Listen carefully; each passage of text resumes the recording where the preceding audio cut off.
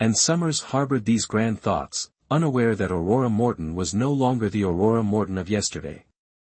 She intended to make the entire Duke's residence pay for the crimes committed against her in the past.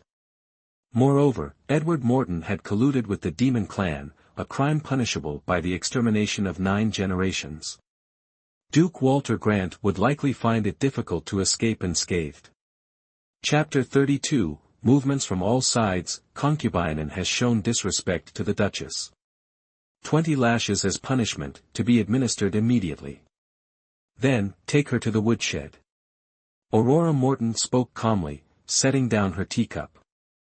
Her icy gaze fell upon Edward Morton, carrying a hint of chill as she continued, I returned from the palace today only to encounter assassins.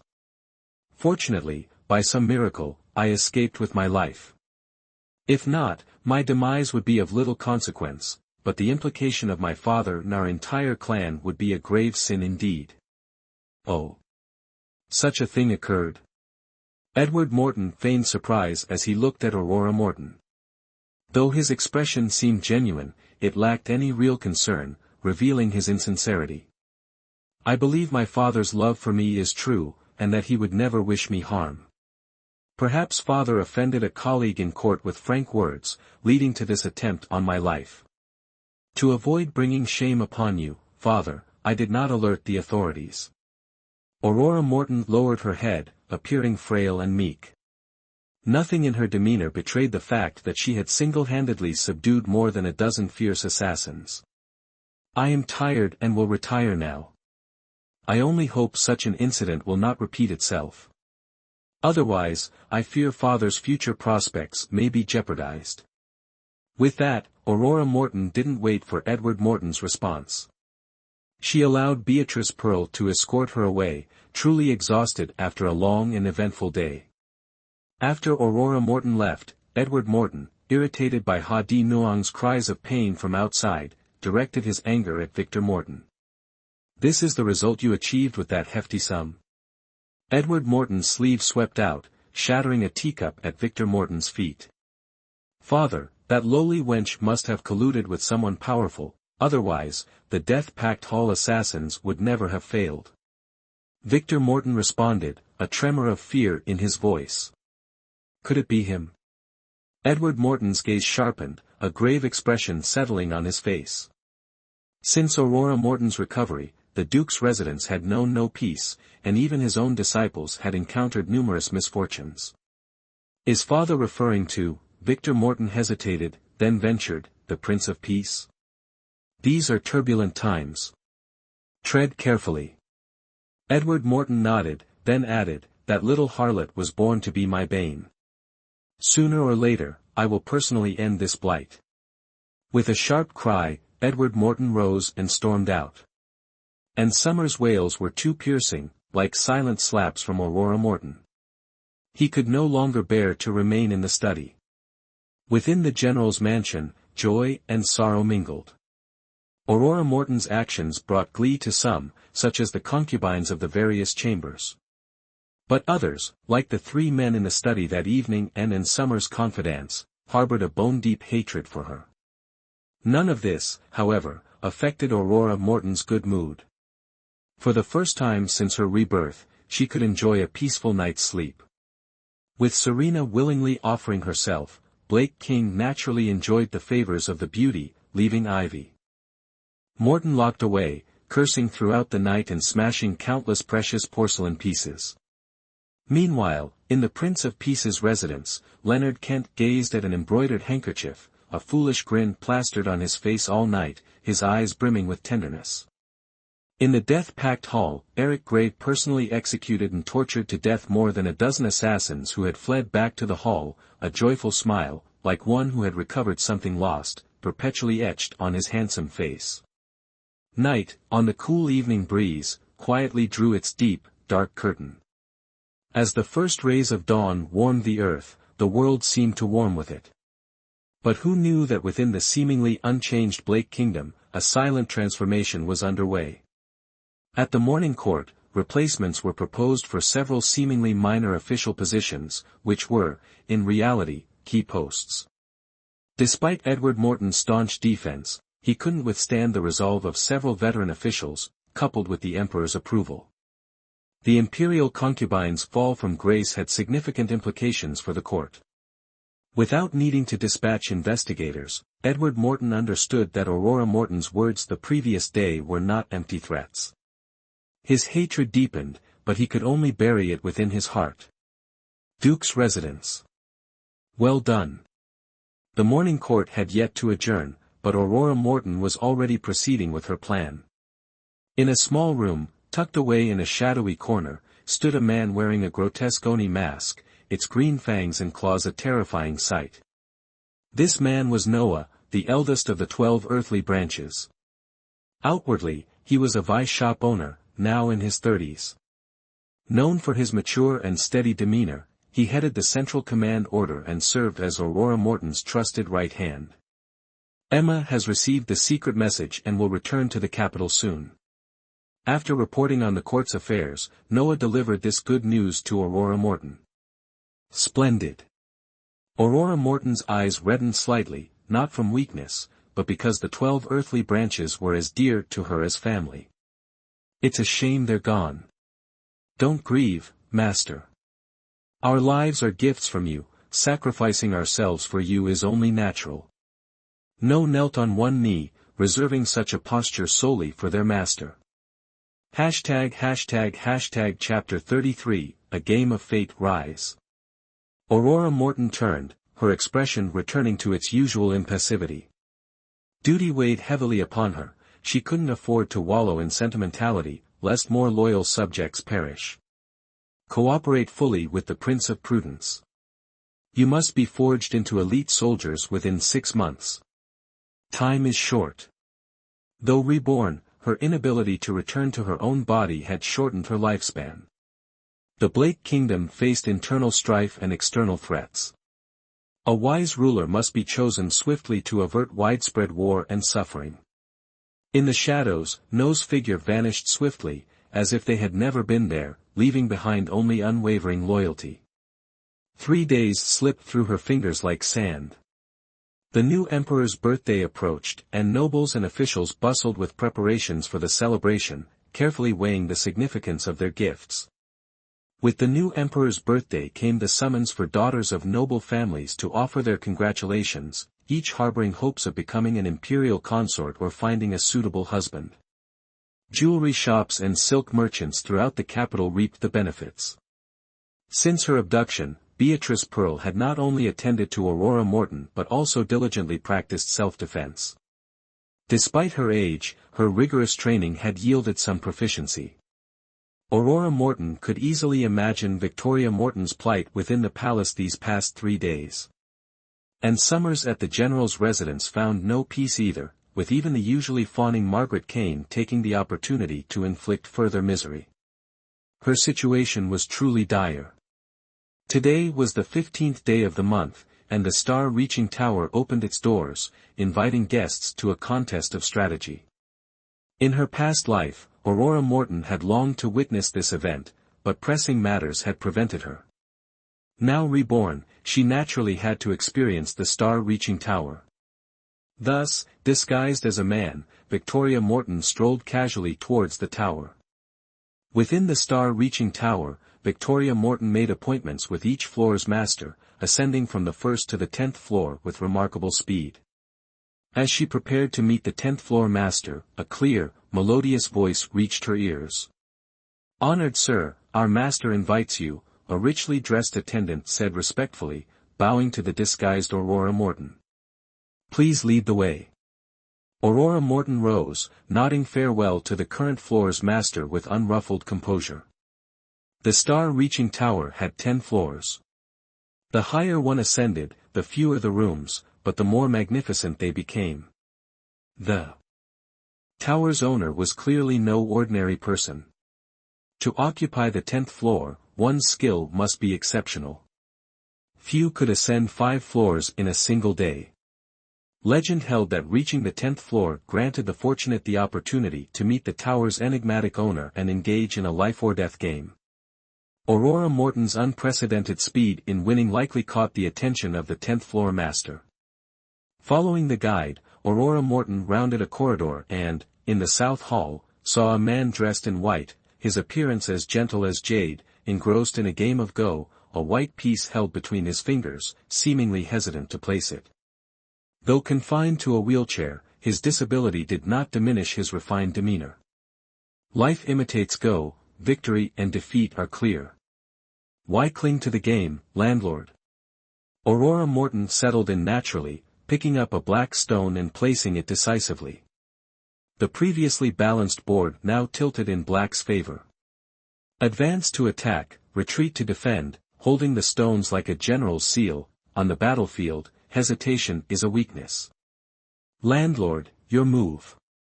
With a slight lift of her slender hand, Aurora Morton gestured in invitation, a touch of admiration for the landlord blossoming within her. Just as life imitates Go, observing someone play reveals their character. The brilliance of this game lies in the player's desire for a draw, suggesting not malice, but indecision. Exquisite, deep Quin-Ton murmured, his gentle voice taking on a refined tone.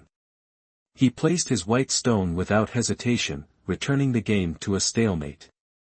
As you said, the board is a battlefield. If peace can be achieved without conflict, isn't harmony the best outcome? Wouldn't it spare countless souls from wandering the earth in search of refuge? Smiling faintly, Aurora Morton didn't question the discovery of her true gender. The landlord's keen perception spoke of experience.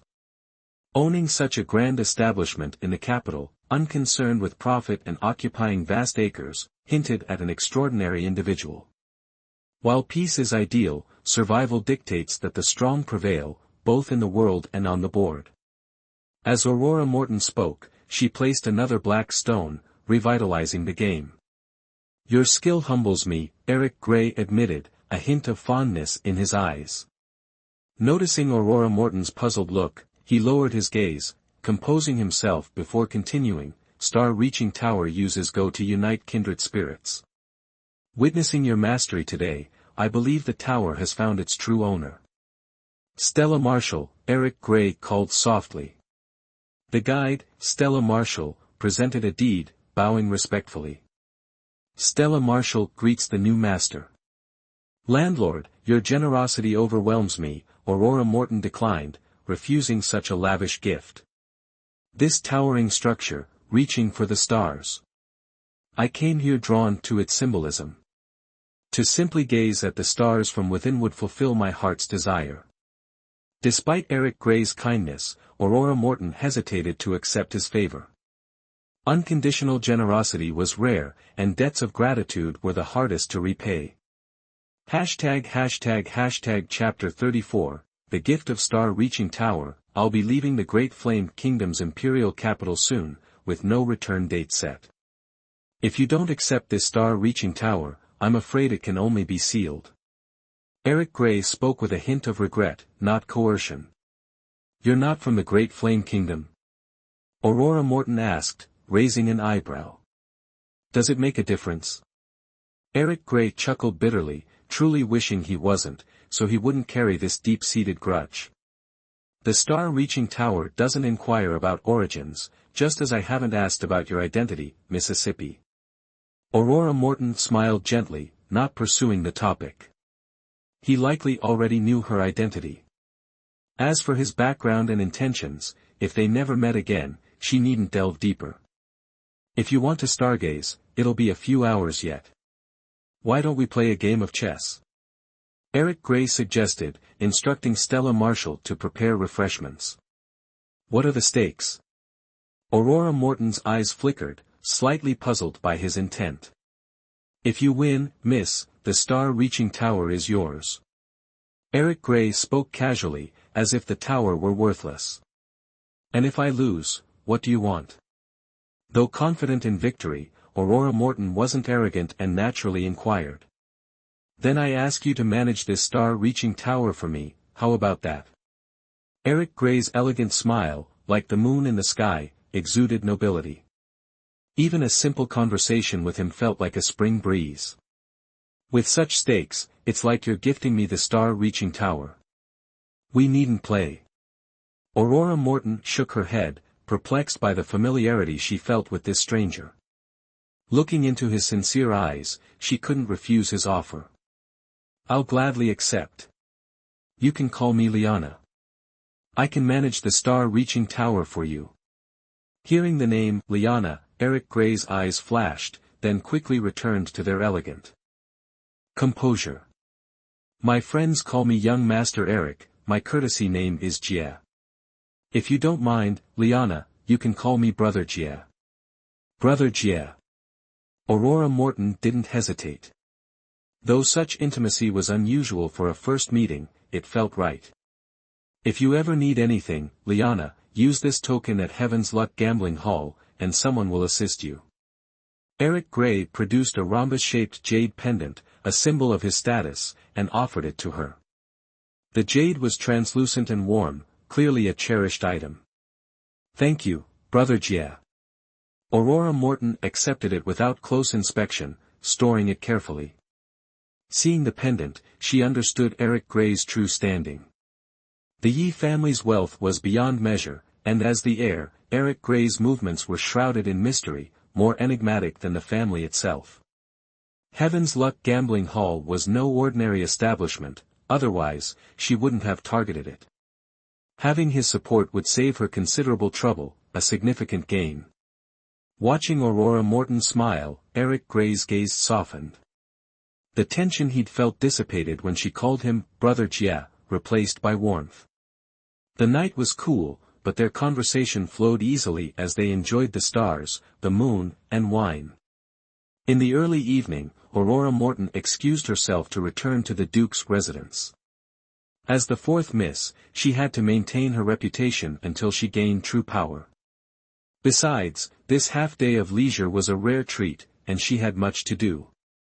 Such a beauty has moved the young master's heart. After Aurora Morton left, a man in black emerged, bearing a striking resemblance to Eric Gray. If not for their different attire, they could be mistaken for twins. But a closer look revealed Eric Gray's refined air, his gentle, jade-like features, and his warm smile, like a scholar, handsome and elegant. The man in black, however, exuded coldness, his icy eyes capable of freezing hearts. Despite his efforts to conceal it, a murderous aura lingered. This was Eric Gray's double, Damien Knight, like his name, a shadow lurking in the darkness. A ruthless killer, he held a prominent position within Fate's End Guild. They were master and servant, yet also lifelong friends, close as brothers. "Shadow, she's not for you." Eric Gray poured 2 cups of wine, offering one to Damien Knight, then looked away. "It's rare for the young master to be moved by a woman, yet you don't pursue her." Damien Knight inhaled the wine's aroma, the answer was clear. "We can be siblings. I have no regrets." Eric Gray drained his cup and wheeled himself away. Before entering his room, he added, "Shadow, while I'm away from the Grand Capital, please look after Liana." "Of course." Damien Knight readily agreed. Eric Gray seemed to have more to say, but ultimately just shook his head. Chapter 35, Unshakable Love. Love is the most uncontrollable thing in this world. Outsiders, even with clear vision, can't truly grasp it. Only those involved understand what should be done. "Liana," Damien Knight gently swirled his wine, his icy gaze softening with a touch of warmth. That girl with the ruined face, Lily Hart, though Eric Gray had never approached her, he always silently cared about her every move, secretly helping her several times, and even affectionately calling her Liana. But could it be that just because of this name, the Duke's residence's fourth miss received such special favor from the young master? As Eric Gray's stand-in, Damien Knight knew everything Eric cared about, people or things, and silently developed special feelings for Lily Hart. However, due to Eric Gray's identity in existence, he never expressed them, never even truly made her acquaintance. Now, meeting Liana again, would he still choose to remain behind the scenes? In the quiet night, the sounds of singing and feasting echoed from the Prince of Peace's residence. His love for extravagance and beautiful women was well known. The beauties in his residence were countless, rivaling even the imperial harem. Yet, amidst the celebratory banquet, though the Prince of Peace wore a smile and his eyes sparkled with charm, deep within them lay only coldness, devoid of any warmth. Reclining lazily on a long couch, his dark purple, cloud-and-dragon-patterned robe accentuated his handsome features. He truly lived up to his reputation as the most handsome of the 4 young masters of the Tianhe continent, far surpassing Blake King in looks. But alas, despite such handsomeness, the beauty he desired had her heart set on another, deeply wounding him. However, regardless of what Lily Hart had done, Leonard Kent didn't hate her. On the contrary, his love for her was heartbreaking, and his grief over failing to save her was inconsolable. The 8th prince has some guts, to actually harbor such intentions. Leonard Kent glanced at the amusing news brought by his shadow guard, his peach blossom eyes narrowing, making it impossible to discern his true thoughts. Only the slight upturn of his lips revealed a hint of mockery. Liana, you wouldn't let me interfere with this kingdom in the past, and in the end, your body vanished. Did you ever feel resentment? Now, if someone were to overthrow this dynasty, would you still draw your sword against them? His slender, jade-like fingers gently brushed the fabric over his chest, where a deliberately preserved scar remained, the greatest heartache Lily Hart left Leonard Kent with, something no one could take away. Issue the order, monitor the every move of the princes. I want the latest news every day. Leonard Kent gave his instructions, the smile on his lips fading as coldness filled his eyes. He added, send someone to assist the Prince of Prudence. Ensure he remains hidden. I don't want him branded a traitor before he can act. With a flick of his sleeve, the shadow guard vanished, and Leonard Kent disappeared as well, without a trace, a testament to his profound skill.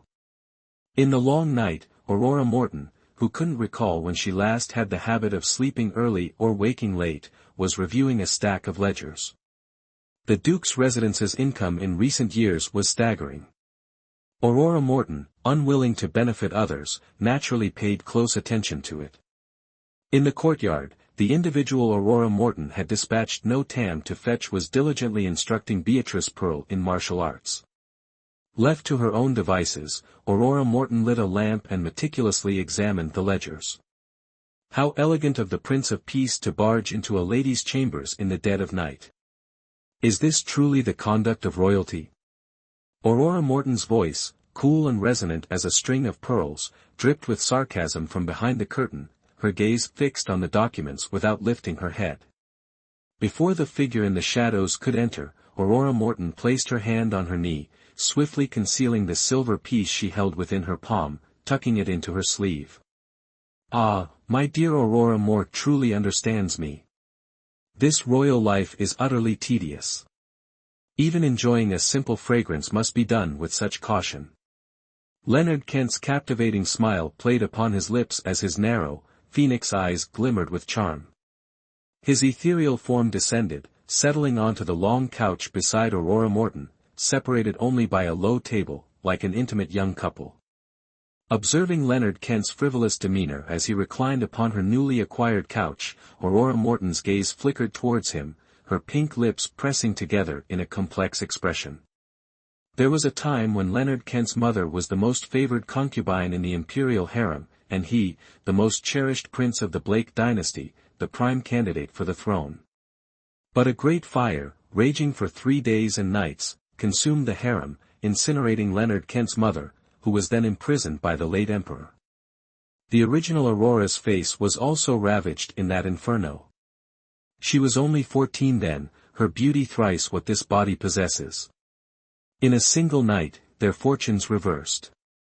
Leonard Kent became a prince without support, while King Blake, filled with pity for Aurora, overlooked her scarred appearance and requested the late emperor's decree to wed her as his queen. Chapter 36, A Nighttime Visit. My little Aurora Moore, tell me, how did you know it was me? Seeing Aurora Morton lost in thought, a flicker of sadness in her eyes, a touch of regret surfaced in Leonard Kent's gaze, but he forced a smile, steering the conversation elsewhere.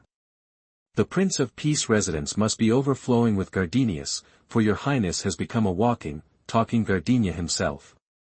Aurora Morton's mockery was sharp and unyielding. She added more oil to the lamp, brightening the room slightly, before continuing with a smile, "If your highness enjoys playing the gentleman on the rafters, do be careful. You might invite trouble without knowing why. My dear Aurora Moore, you are so perceptive. It's no wonder I'm smitten with you." Leonard Kent fluttered his alluring peach blossom eyes, though the effect was less endearing and more akin to a cunning fox. "These are humble quarters, your highness. If you wish to retain your eyesight, I suggest you depart swiftly. This lowly woman cannot afford to compensate for any injuries to your person." Ignoring Leonard Kent's flirtatious display, Aurora Morton glanced at him, straightened her posture, and returned her attention to the ledgers. Fortunately, it was Leonard Kent who came. Aurora Morton couldn't yet treat him normally. Otherwise, given her temperament, anyone daring to intrude upon her chambers would be unceremoniously ejected, dead or alive. Seeing that his charms had failed to sway Aurora Morton, Leonard Kent pouted in disappointment, a gesture more bewitching than any maiden could muster. "These trifling things harm both the eyes and the spirit at night, little Aurora Moore, it's best to look at them less."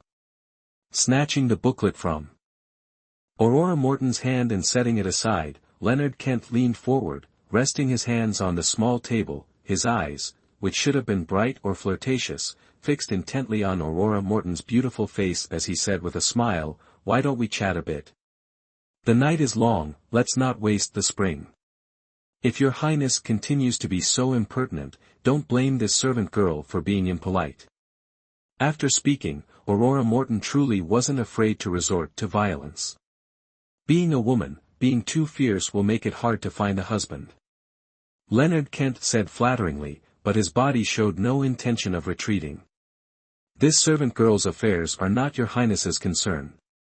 A man and a woman sharing a room is truly improper. I ask your highness to respect himself." After speaking, Aurora Morton stood up, one hand resting on the silver whip at her waist, the other in a gesture of invitation, her tone devoid of respect, "Your highness, please leave. Forgive this servant girl for being afraid of the cold, I won't see you out. Little Aurora Moore, you're burning bridges like this, it's truly heartbreaking." Leonard Kent put on a pitiful expression, but his face didn't match his words. No matter how hard he tried to act, he only looked charming. "Where did your highness get such an idea?" Aurora Morton asked, knowing full well, she knew Leonard Kent wouldn't do anything pointless. "Although this king has no intention of repaying kindness with intimacy, I can't help but be curious as to why little Aurora Moore hates Consort 2 so much, even that old hag in Summers, you hate her to the bone, specifically asking to get to the bottom of it. If I don't, I won't be able to sleep tonight, it's truly agonizing." Leonard Kent blinked his long, narrow phoenix eyes, his jade-like fingertips pointing to the dark circles under his eyes. He truly hadn't slept well these past few nights, but could he say it was because he was too brotherly, going on nightly expeditions to the residences of other princes? "Why, isn't your highness feasting every night, lingering among the flowers and forgetting the way home?" Aurora Morton said irritably, glancing at Leonard Kent with disdain, "Your highness indulges in wine and women, be careful of a short life, making it difficult for the historians to even record. Little Aurora Moore, your little mouth is truly venomous." Leonard Kent feigned grievance, but then laughed. "However, this king likes you just like this. In this world, only little Aurora Moore dares to speak to this king like this, truly a sincere person. Leonard Kent, if you continue with your nonsense, I won't hesitate to smash your mouth." As Aurora Morton spoke, she was about to draw her soft whip, but Leonard Kent's speed was faster than hers, having just been reborn not long ago. With a movement, he embraced her fragrant form. "Let me go." Aurora Morton snapped, but Leonard Kent paid no mind, his smooth chin resting on Aurora Morton's shoulder, inhaling the natural, unperfumed fragrance on her body, saying with relish, "Little Aurora Moore, why don't you consider marrying this king? This king can assure you, I will clear out the royal residence to welcome you, not letting you suffer the slightest grievance." Chapter 37, Jealousy arises. Has your highness perhaps gotten drunk? Aurora Morton nudged with her elbow, aiming for Leonard Kent's ribs, but her whole body was pushed onto the soft bed, Leonard Kent pressing down on her. Aurora Morton suddenly drew up her knees, but her strength was no match for his, being firmly pinned down, their noses touching. This king will let little Aurora Moore smell carefully to see if this king is drunk. As Leonard Kent spoke, he lowered his head, wanting to kiss her lips. Courting death. Aurora Morton snarled, not caring about mutual destruction, she banged her forehead against his. The loud collision made both of them dizzy with pain. Although there was no bleeding, there would be bruising for a few days. Aurora Morton cried out, and Leonard Kent quickly retreated, no longer teasing. This collision was nothing to him, but how could he bear to let her be injured? This king came here today just to tell you one thing: if you want to stargaze in the future, this king will accompany you. Don't let those Tommy Turner and Lie 2 types be by your side. Rubbing his forehead, Leonard Kent declared his ownership. Consider this king threatening you. In this lifetime you can only marry this king, otherwise this king will enter the palace and expose your farce with consort Tan to the emperor. If your highness wants to marry a mindless puppet, this servant girl naturally can't stop you. Your highness can do as you please. Aurora Morton sat up. Despite her dizziness, she straightened her clothes, not letting herself look disheveled. However, Aurora Morton's gaze towards Leonard Kent held no hatred. Instead, there was a hint of a maiden's sulkiness, but without a mirror in front of her, she didn't notice. Taking in all of Aurora Morton's expressions, Leonard Kent smiled triumphantly, flicking his long hair over his shoulder, leaving only one sentence: "Little Aurora Moore, in this lifetime you can only marry me, Leonard Kent. If any other man dares to come within half a step of you, I will break his legs." With that, his figure vanished from the room. In the courtyard, Beatrice Pearl vaguely heard the commotion in the room and rushed in, holding a sword she wasn't yet proficient with, even capable of injuring herself.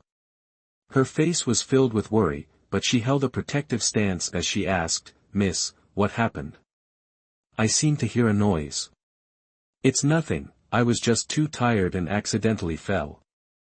"It's getting late, you should go rest too, haste makes waste." Aurora Morton smiled faintly, having already withdrawn those nameless thoughts. The mixed feelings of melancholy, joy, and sorrow made her very uncomfortable. Aurora Morton wasn't unfamiliar with such emotions, it was just that the person in front of her wasn't Leonard Kent. "Miss, are you injured anywhere? I'll go get a doctor." Beatrice Pearl said worriedly, about to leave. "It's all right, just a little tired. Let's all go rest early. Tomorrow I'll take you out for some fresh air. This Duke's residence is truly stifling." Aurora Morton said compassionately, squeezing Beatrice Pearl's slightly swollen hand from sword practice. Practicing martial arts required willpower and came at a price. She had experienced it since childhood and naturally understood the hardship involved. "Then miss, rest well." Beatrice Pearl hesitated for a moment, her beautiful eyes sweeping across the not-so-spacious room, confirming that there was nothing amiss before leaving. And outside, the instructor in charge of teaching Beatrice Pearl martial arts waited with his head bowed and eyes downcast. This person was Pete of the 12 Earthly Branches, his identity a wandering swordsman, known to the world as Young Master Wooming. Waiting for Beatrice Pearl to return to her room, Pete glanced towards Aurora Morton's room, then turned and left. His current identity was merely an instructor. Even if he knew someone had entered the master's room, as long as the master's life wasn't in danger, he wouldn't interfere. "Master, apply this healing ointment externally every day, it can quickly reduce swelling." Noah appeared only after the courtyard was quiet. Before the Prince of Peace arrived, Noah was already there, just hidden in the shadows, guarding against Leonard Kent. Each member of the 12 Earthly Branches had their own specialties. Their martial arts might not be the best, but they were very skilled at concealment, able to hide their presence in any environment, their entire being disappearing. Prince of Peace, he, holding the medicine bottle in one hand and rubbing her aching forehead with the other. Aurora Morton hesitated for a moment, then asked coldly, "All the princes are secretly raising armies, has there been any movement on the Prince of Peace's side?" The Prince of Peace feasts day and night, there's nothing unusual in his residence, everything is as usual. Noah answered truthfully. Chapter 38, The New Emperor's Birthday Banquet. However, after hearing Noah's reply, Aurora Morton frowned. Whether in her past or present life, she didn't believe Leonard Kent would be content with his current position, harboring no ambition for the throne. Moreover, the death of the imperial noble consort years ago, all signs pointed to Blake King's involvement. How could Leonard Kent just sit still and wait for death? Master, do we still need to be wary of the Prince of Peace? No cautiously inquired.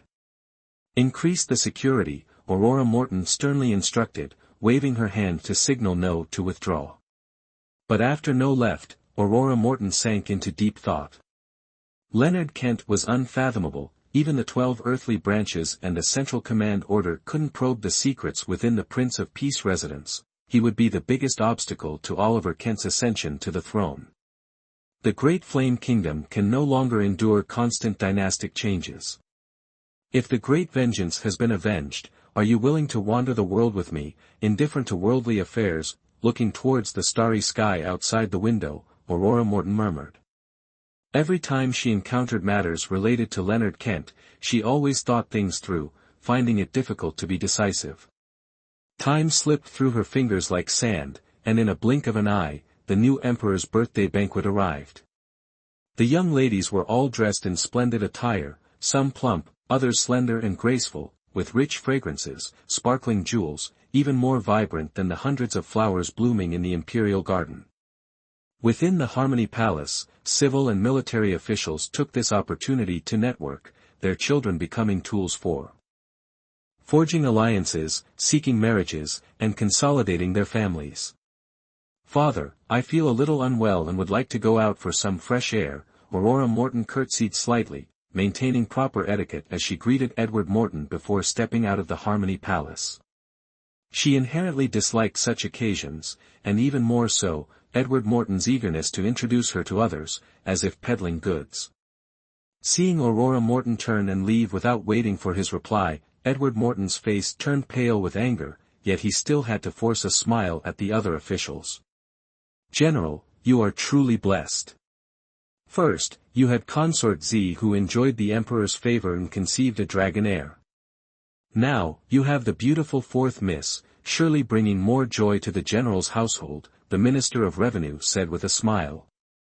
These words, whether genuine praise or sarcasm towards Edward Morton, were only met with a strained smile in return.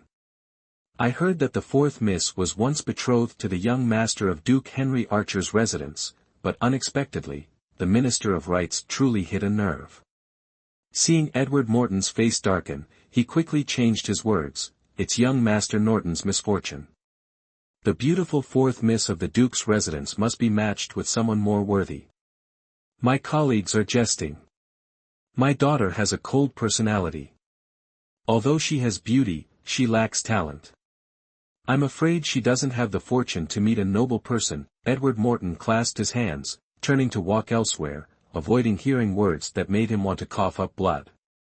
Inside the Harmony Palace, Edward Morton was constantly mocked because of Aurora Morton's affairs.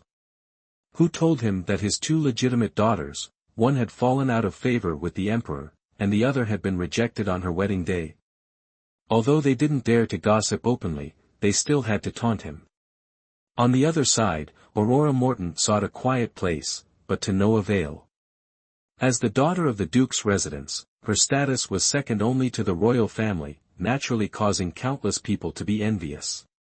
Aurora Morton was so beautiful that even though she wasn't elaborately dressed today, she still attracted many admiring glances from men, further fueling the jealousy of other young ladies. Oh, I wonder who it is. It turns out to be the fourth Miss of the Duke's residence. I've long heard of the fourth Miss's stunning beauty, and seeing you today, you are truly breathtaking. I just wonder, compared to Consort Z, who is more beautiful. Melanie Dawson, the daughter of the Minister of Rights, possessed a slender and graceful figure, with a small oval face. Her delicate makeup made her look refined, but unfortunately, the gaudy, flowery dress she wore diminished her elegant aura, making her appear rather ordinary. You don't know, sister. Consort Z enjoys the emperor's favor and possesses a beauty that could topple empires. As for this fourth miss, she was rejected on her wedding day. It's truly embarrassing for her to still have the face to enter the palace. If it were me, I would have long since entered a nunnery to repent. Nathaniel Green, the daughter of the Minister of Revenue, haughtily glanced at Aurora Morton, her body adorned with gold, silver, and jewels, as if afraid people wouldn't know that the Minister of Revenue held a lucrative and profitable position. If you hadn't mentioned it, sister, I would have almost forgotten about this. Melanie Dawson covered her mouth and laughed, winking at the other young ladies. Among them, there were quite a few who wished to marry Caleb Norton, naturally wanting to step on Aurora Morton's face to achieve their goals. Hashtag Chapter 39, Palace Squabble, the two elder sisters speak truly. I heard young Master Norton learned of this fourth Mrs. impropriety and thus broke off the engagement. If she weren't the general's daughter, with her reputation alone, Duke Henry Archer's house wouldn't treat her kindly. Meng Wanyan, younger sister of the Minister of Justice, frail from birth, yet her words dripped with venom. Sister Wanyan, don't speak carelessly and ruin the fourth Mrs. reputation. With such a dignified and noble imperial concubine Z as her elder sister, how could the fourth Miss be such a base person? Chin Caking immediately cautioned, but the mocking smile on her face prompted other young ladies to sneer. Meng Wanyan glanced around, seeing no outsiders, then covered her mouth with her fan, deliberately whispering, "Elder sisters, you don't know, that imperial concubine Z was already pregnant before entering the palace. She must have used some enchantment magic to beguile His Majesty. Doesn't she understand the principle that beauty fades? I heard that a few days ago, His Majesty was furious and confined imperial concubine Z, showing no regard for the dragon heir in her womb. I fear this imperial concubine Z is not a peaceful one, and it's hard to say whether the dragon heir in her belly is real or fake." Meng Wanyan's words were like a stone tossed into a calm lake. However, those who heard, besides initial surprise, felt more fear. Many families had secretly received news of Victoria Morton's confinement, but only this fool, Meng Wanyan, dared to speak so openly. How could such words be uttered in public, let alone discussing the emperor's harem within the imperial palace? She must be tired of living. Glancing at Meng Wanyan, Aurora Morton clenched her dress, tears welling in her eyes, a hint of gloating within them, yet feigning fear, she loudly questioned, "I wonder how imperial concubine Z has offended the elder sisters, causing you to doubt the dragon heir in her womb. Even if you are daughters of officials, don't you know the meaning of wifely virtue? I implore the elder sisters to be cautious with your words, lest you tarnish my sister's reputation and defile the sanctity of the royal family." Though frail, Aurora Morton's voice was clear as a chime, and her words, shocking in their content, immediately drew countless gazes. And those who overheard this included several princes who had just entered the palace of harmonious government. Such rumors, how can we listen to them? It only lowers our own status and brings disaster to our families. Sister Wanyan, please be careful with your words. Chin Caking's expression changed as she scolded, displaying the demeanor of an elder sister. Don't be angry, elder sister. Surely Sister Wanyan misspoke and didn't intentionally discuss royal matters. Melanie Dawson took Chin Caking's hand, looking reproachfully at Meng Wanyan. To speak such words under the emperor's roof, was she trying to implicate everyone? Sister Wanyan, you can speak carelessly about food, but not about words. Please be mindful in the future. Two elder sisters, we've already discussed this. Didn't you also? Also what? Before Meng Wanyan could finish, Chin Caking's sharp gaze stopped her. But Leonard Kent, who had overheard their conversation, also approached, a charming smile on his captivating face. His vibrant purple robe and high-tied black hair overshadowed the other princes. The young ladies, already anxious, became even more fearful upon seeing the princes, but when Leonard Kent's smiling eyes swept over them, they couldn't help but blush, unsure how to catch his attention. Though Leonard Kent was known for his flirtatious nature, his unparalleled handsomeness and status as a favored son of heaven were enough to intoxicate countless women, even if it meant becoming his servants. "You must excuse us, Prince of Peace." Sister Wan Yen was just discussing women's beauty methods. Melanie Dawson smiled, wanting to leave a good impression on Leonard Kent, not wasting her trip to the palace. Fearing Meng Wanyan's stubbornness, she pinched her slender waist. "Ah!" Meng Wanyan cried out in pain from the unexpected pinch, losing her composure. "Am I so frightening as to scare this young lady?" Leonard Kent feigned hurt, a cruel glint flashing in his fox-like eyes as he strode towards Meng Wanyan. Though he enjoyed Blake King's misfortune, anyone who hurt Aurora Morton, even with mere words, could not be forgiven. "Your Highness, forgive me." Wanyan was momentarily careless. Meng Wanyan knelt in fear, her head bowed, her initial arrogance gone. Offending the Prince of Peace, does Miss Meng think a simple apology is enough? Chapter 40, Thunder's Fury. Indeed, insulting royalty is a crime worthy of death. The Prince of Peace, the most renowned of the 4 young masters of Tianhe continent, is unparalleled in his beauty. How could he be frightening? Miss Meng, you truly are. Just moments ago, they were sisters, but now they turned on Meng Wanyan, leaving her trembling in fear. She finally understood the fickleness of human nature, but it was too late. Aurora Morton smiled faintly, brushing a willow branch aside, preparing to leave. She had come out for fresh air, not to watch someone be punished. "Little Aurora Moore, I've been so insulted, and you don't care at all. You've truly chilled my heart." Seeing Aurora Morton about to depart, Leonard Kent immediately spoke up.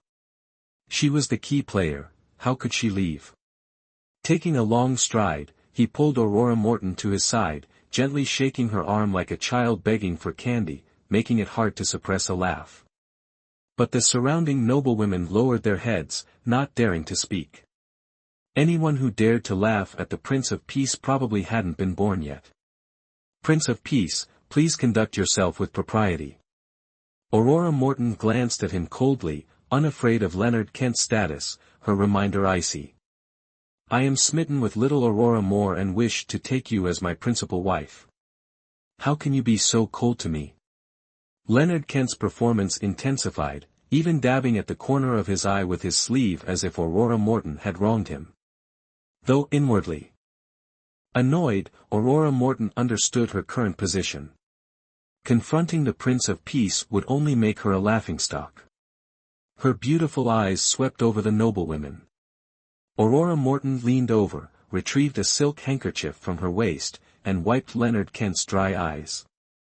Then, in a voice only they could hear, she said, "Had I known your highness enjoyed acting so much, I would have brought some chili peppers so you could cry properly. How could little Aurora Moore be so cruel? My feelings for you are true, heaven and earth can bear witness." Leonard Kent took Aurora Morton's hand, and from afar, they looked like a loving couple. "If your highness possesses true feelings, then there would be no such thing as unrequited love in this world." Aurora Morton snorted, yanking her hand back. Though her expression was haughty, her actions resembled a young woman acting coy before her beloved. "I was once a seed of infatuation, tragically drowned by someone. Fortunately, little Aurora Moore appeared, causing it to sprout again. You must take full responsibility." Leonard Kent firmly grasped Aurora Morton's hand, this time giving her no chance to escape. He spoke softly, "I simply cannot tolerate little Aurora Moore being bullied. Today, I will teach these ignorant fools a lesson, and also establish your authority." Establish her authority? Aurora Morton scoffed. She would establish her own authority. On the contrary, Leonard Kent's protection today would make her a target of criticism, and she didn't know how she would be ostracized among the capital's noblewomen in the future. "I truly wanted to pretend I heard nothing, but you are so audacious as to gossip about the royal family behind my back. Is this how your elders have taught you?" Leonard Kent's voice remained gentle, but his words sent chills down their spines. "Not to mention these young ladies, even the high-ranking officials vying for favor in the inner court had heard the news, fearing for their futures and the implications for their families. The new emperor's birthday celebration, meant to be joyous, turned into a courtroom due to these foolish women provoking Aurora Morton, a situation deliberately escalated by Leonard Kent. With the Prince of Peace's command, no one dared to plead for mercy. Meng Wanyan was beaten to death, and her brother was demoted. The other noblewomen received a stern warning and were confined to their homes for self-reflection. Leonard Kent caused such chaos, yet Blake King did not intervene. This tacit approval further terrified the officials, leaving them on edge throughout the uneasy banquet. As the banquet ended, the officials, without even exchanging greetings, hurriedly departed. "Thank you for your assistance today, Prince of Peace." Leaving the palace, Aurora Morton gave a slight bow and moved towards her carriage. "Little Aurora Moore owes me another favor. How do you intend to repay it?" Leonard Kent held Aurora Morton's hand tightly, refusing to let go. Aurora Morton stopped helplessly, glaring at him. Every encounter with Leonard Kent brought trouble, accumulating debts of gratitude, which was the last thing Aurora Morton wanted. "I never asked for anything from your highness." Aurora Morton retorted coldly, but her strength was no match for Leonard Kent's. After struggling a few times to no avail, she could only stand stiffly. "Fourth miss, it's been a while." Before Leonard Kent could speak, a clear voice rang out. A figure in luxurious yet understated black robes appeared, looking even more mysterious under the moonlight. However, the man being in a wheelchair couldn't help but evoke a sense of pity. "Master Eric, the night is cold. You should return to your residence quickly and not meddle in other people's affairs, lest you lose more than just your legs." Leonard Kent sneered. Chapter 41, The Emperors will. Eric Grey and the fourth miss are old acquaintances with a few private words to share. I wonder if the Prince of Peace could excuse himself for a moment. Eric Grey's face held a smile, but his words dripped with disdain for the royal family. This was the Yi family's backing, though without official titles, their financial power swayed the nation, demanding respect even from royalty. "Young Master Yi, please." Aurora Morton waved her hand, dismissing Leonard Kent, and walked a short distance with Eric Grey, saying with a smile, "Brother Jia, you've seen me embarrassed. The imperial palace is a cage, the royals are tigers and wolves. Wanyan desires freedom, why should she wade into this muddy water?" Eric Grey shook his head, his slightly lowered eyes concealing a hint of sorrow. His ink-colored robes billowed, making it difficult to distinguish whether the shadow beneath him was darkness or night. Just like himself, clearly the night, yet only able to appear as Eric Grey, responding to Aurora Morton's call of "Brother Jia." But one day, after his great vengeance was fulfilled, he would definitely stand before Aurora Morton in his true form. "The night dew is cold, Brother Jia should return early."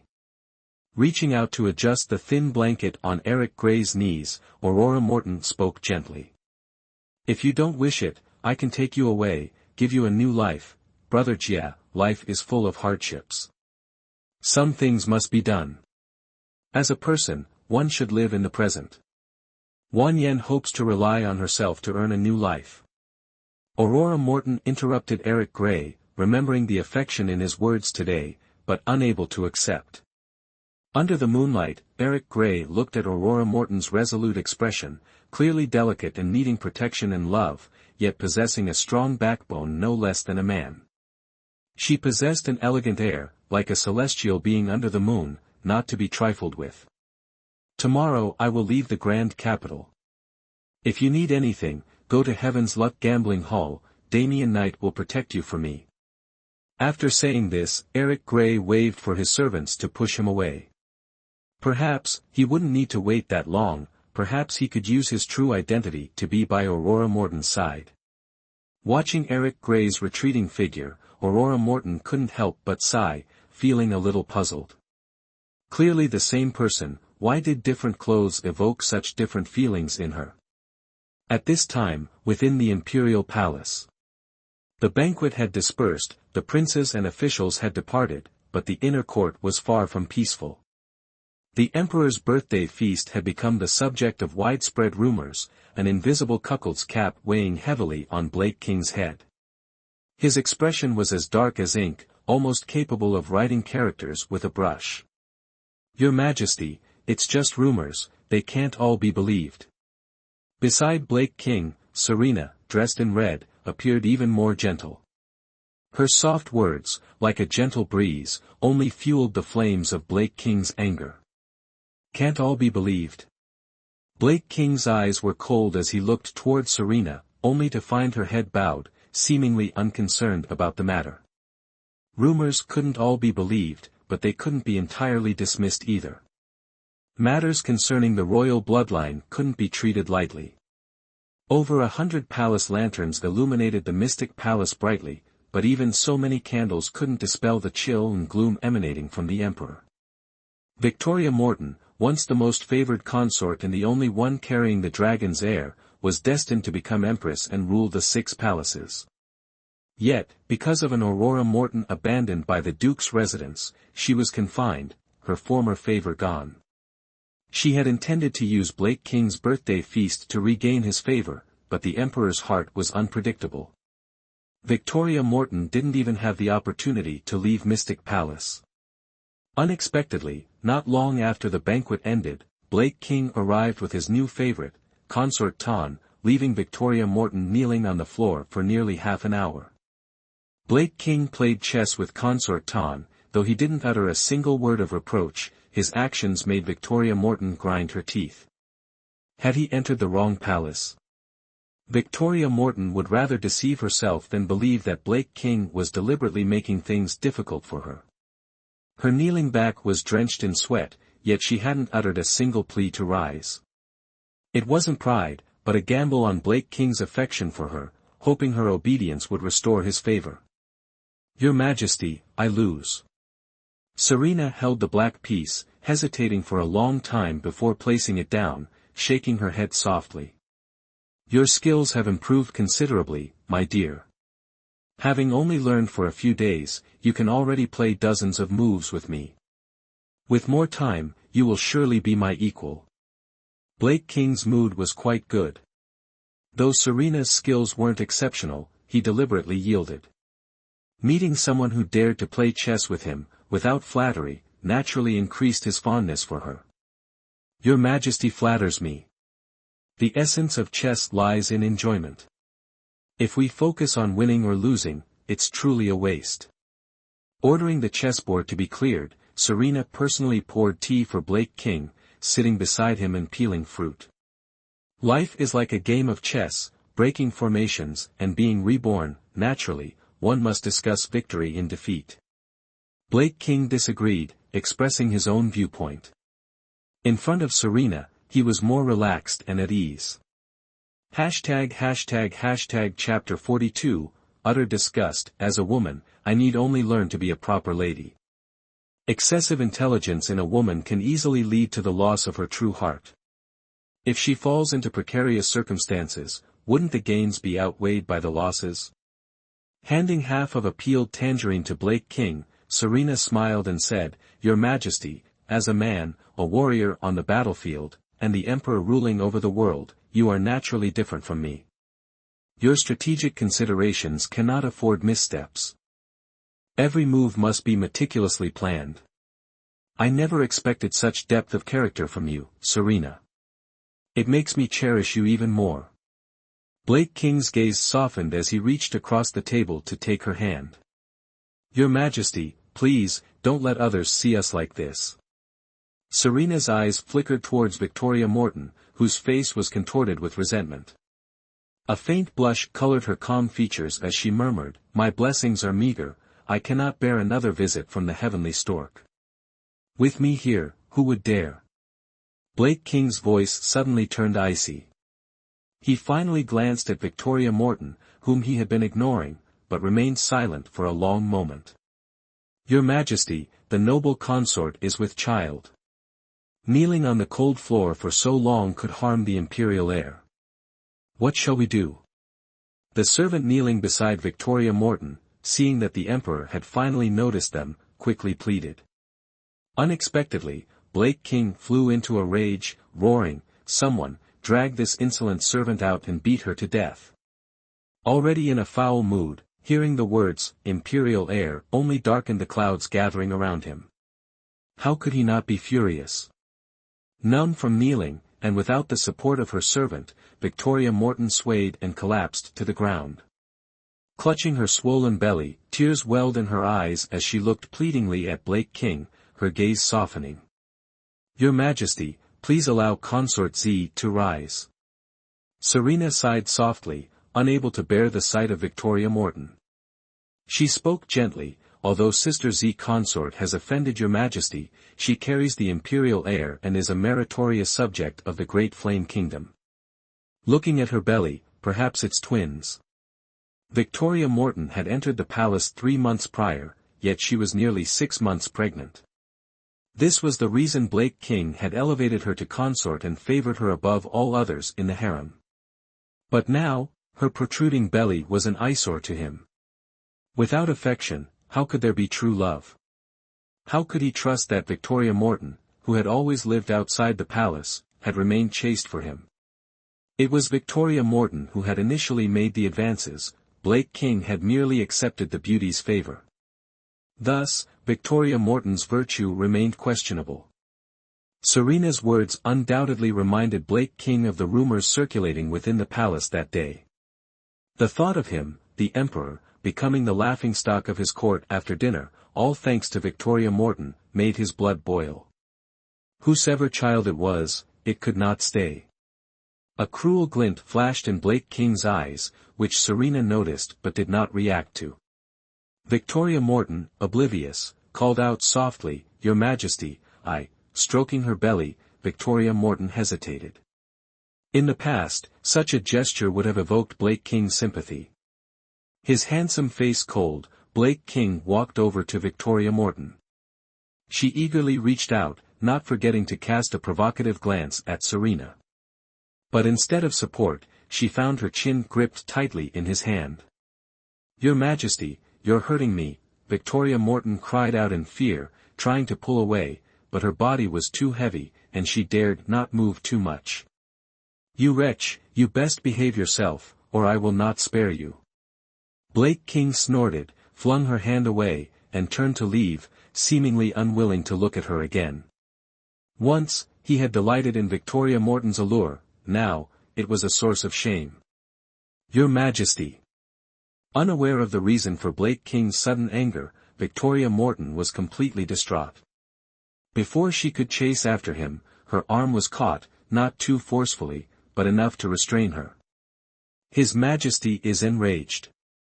Consort Z should pray for her own well-being.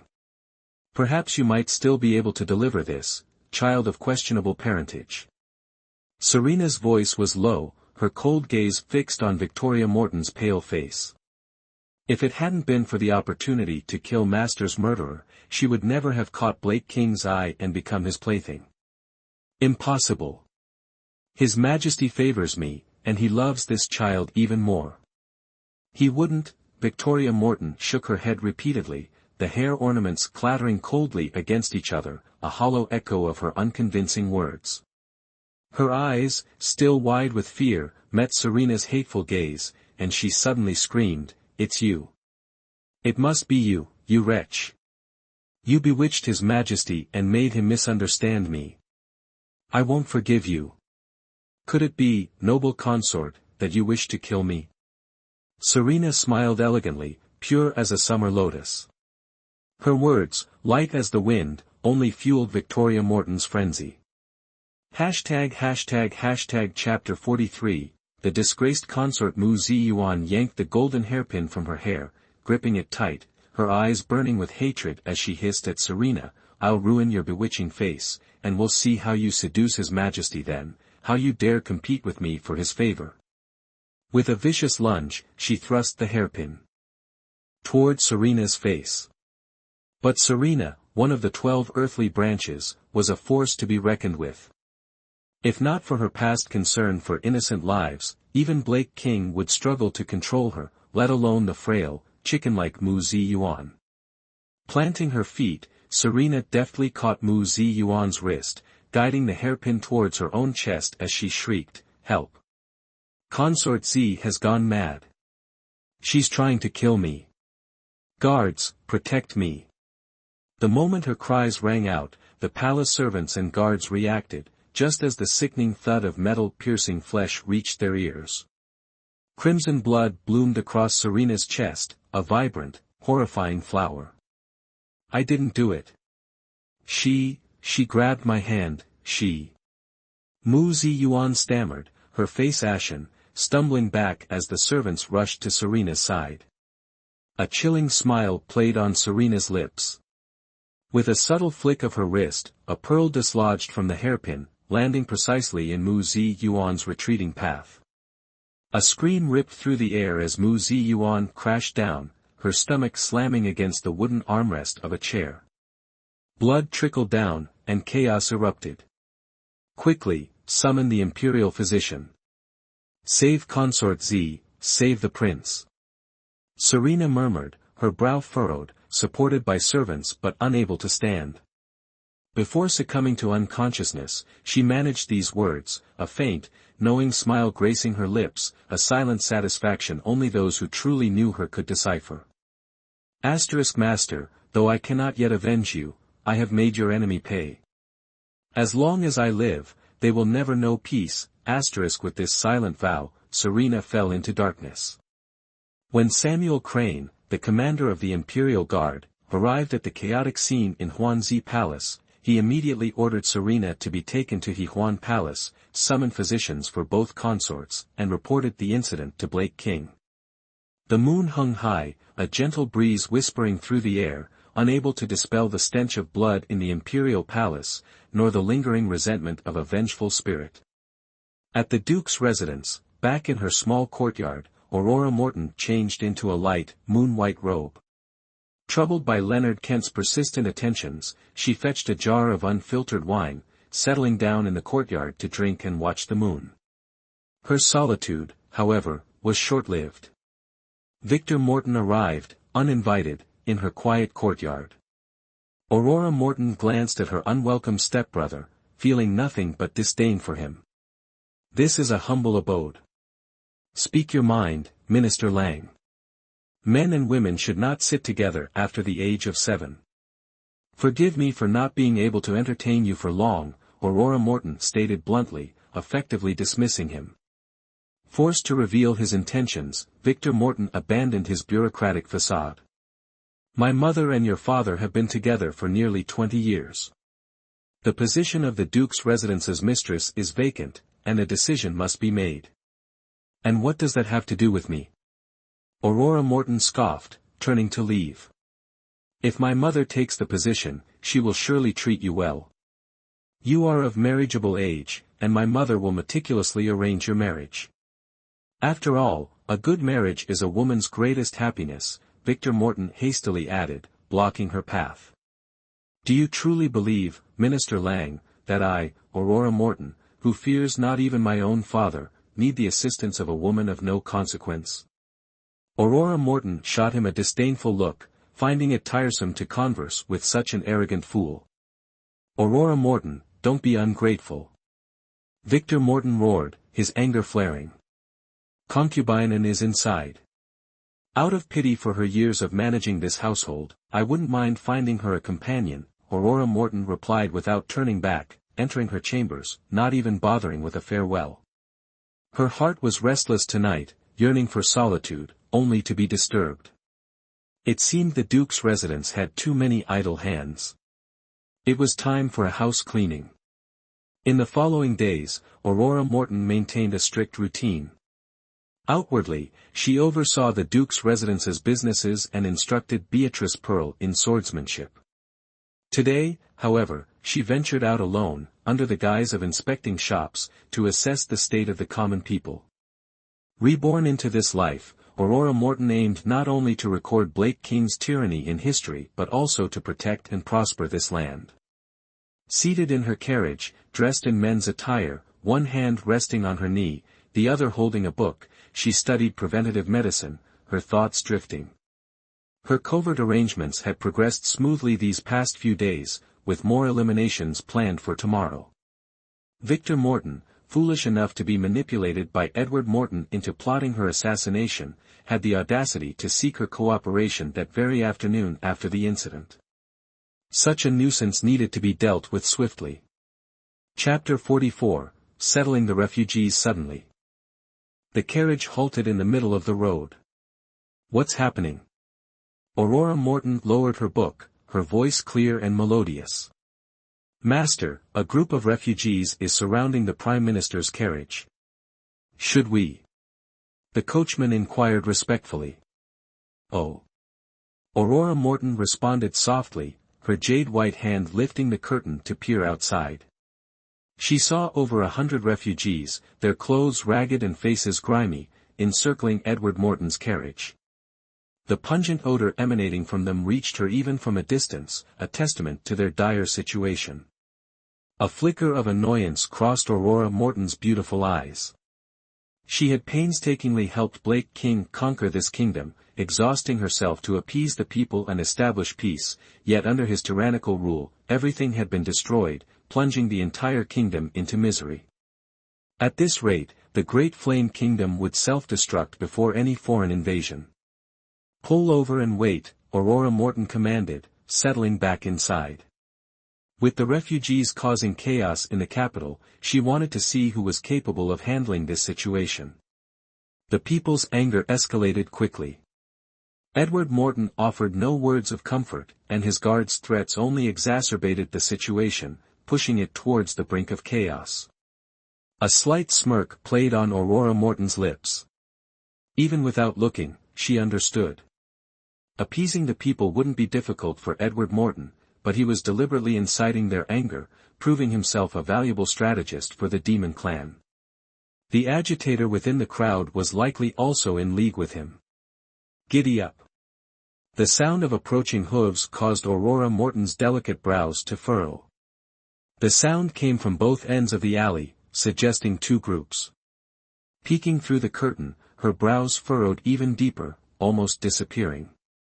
Outside, Oliver Kent sat atop a tall steed, his silver robes adding to his elegant demeanor, a handsome figure distinct from ordinary noblemen.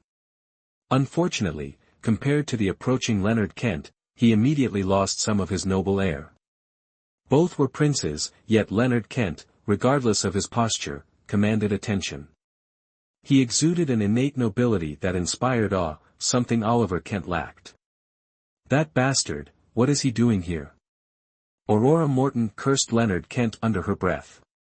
Seeing him glance towards her while rubbing his nose, she quickly dropped the curtain, retreating inside.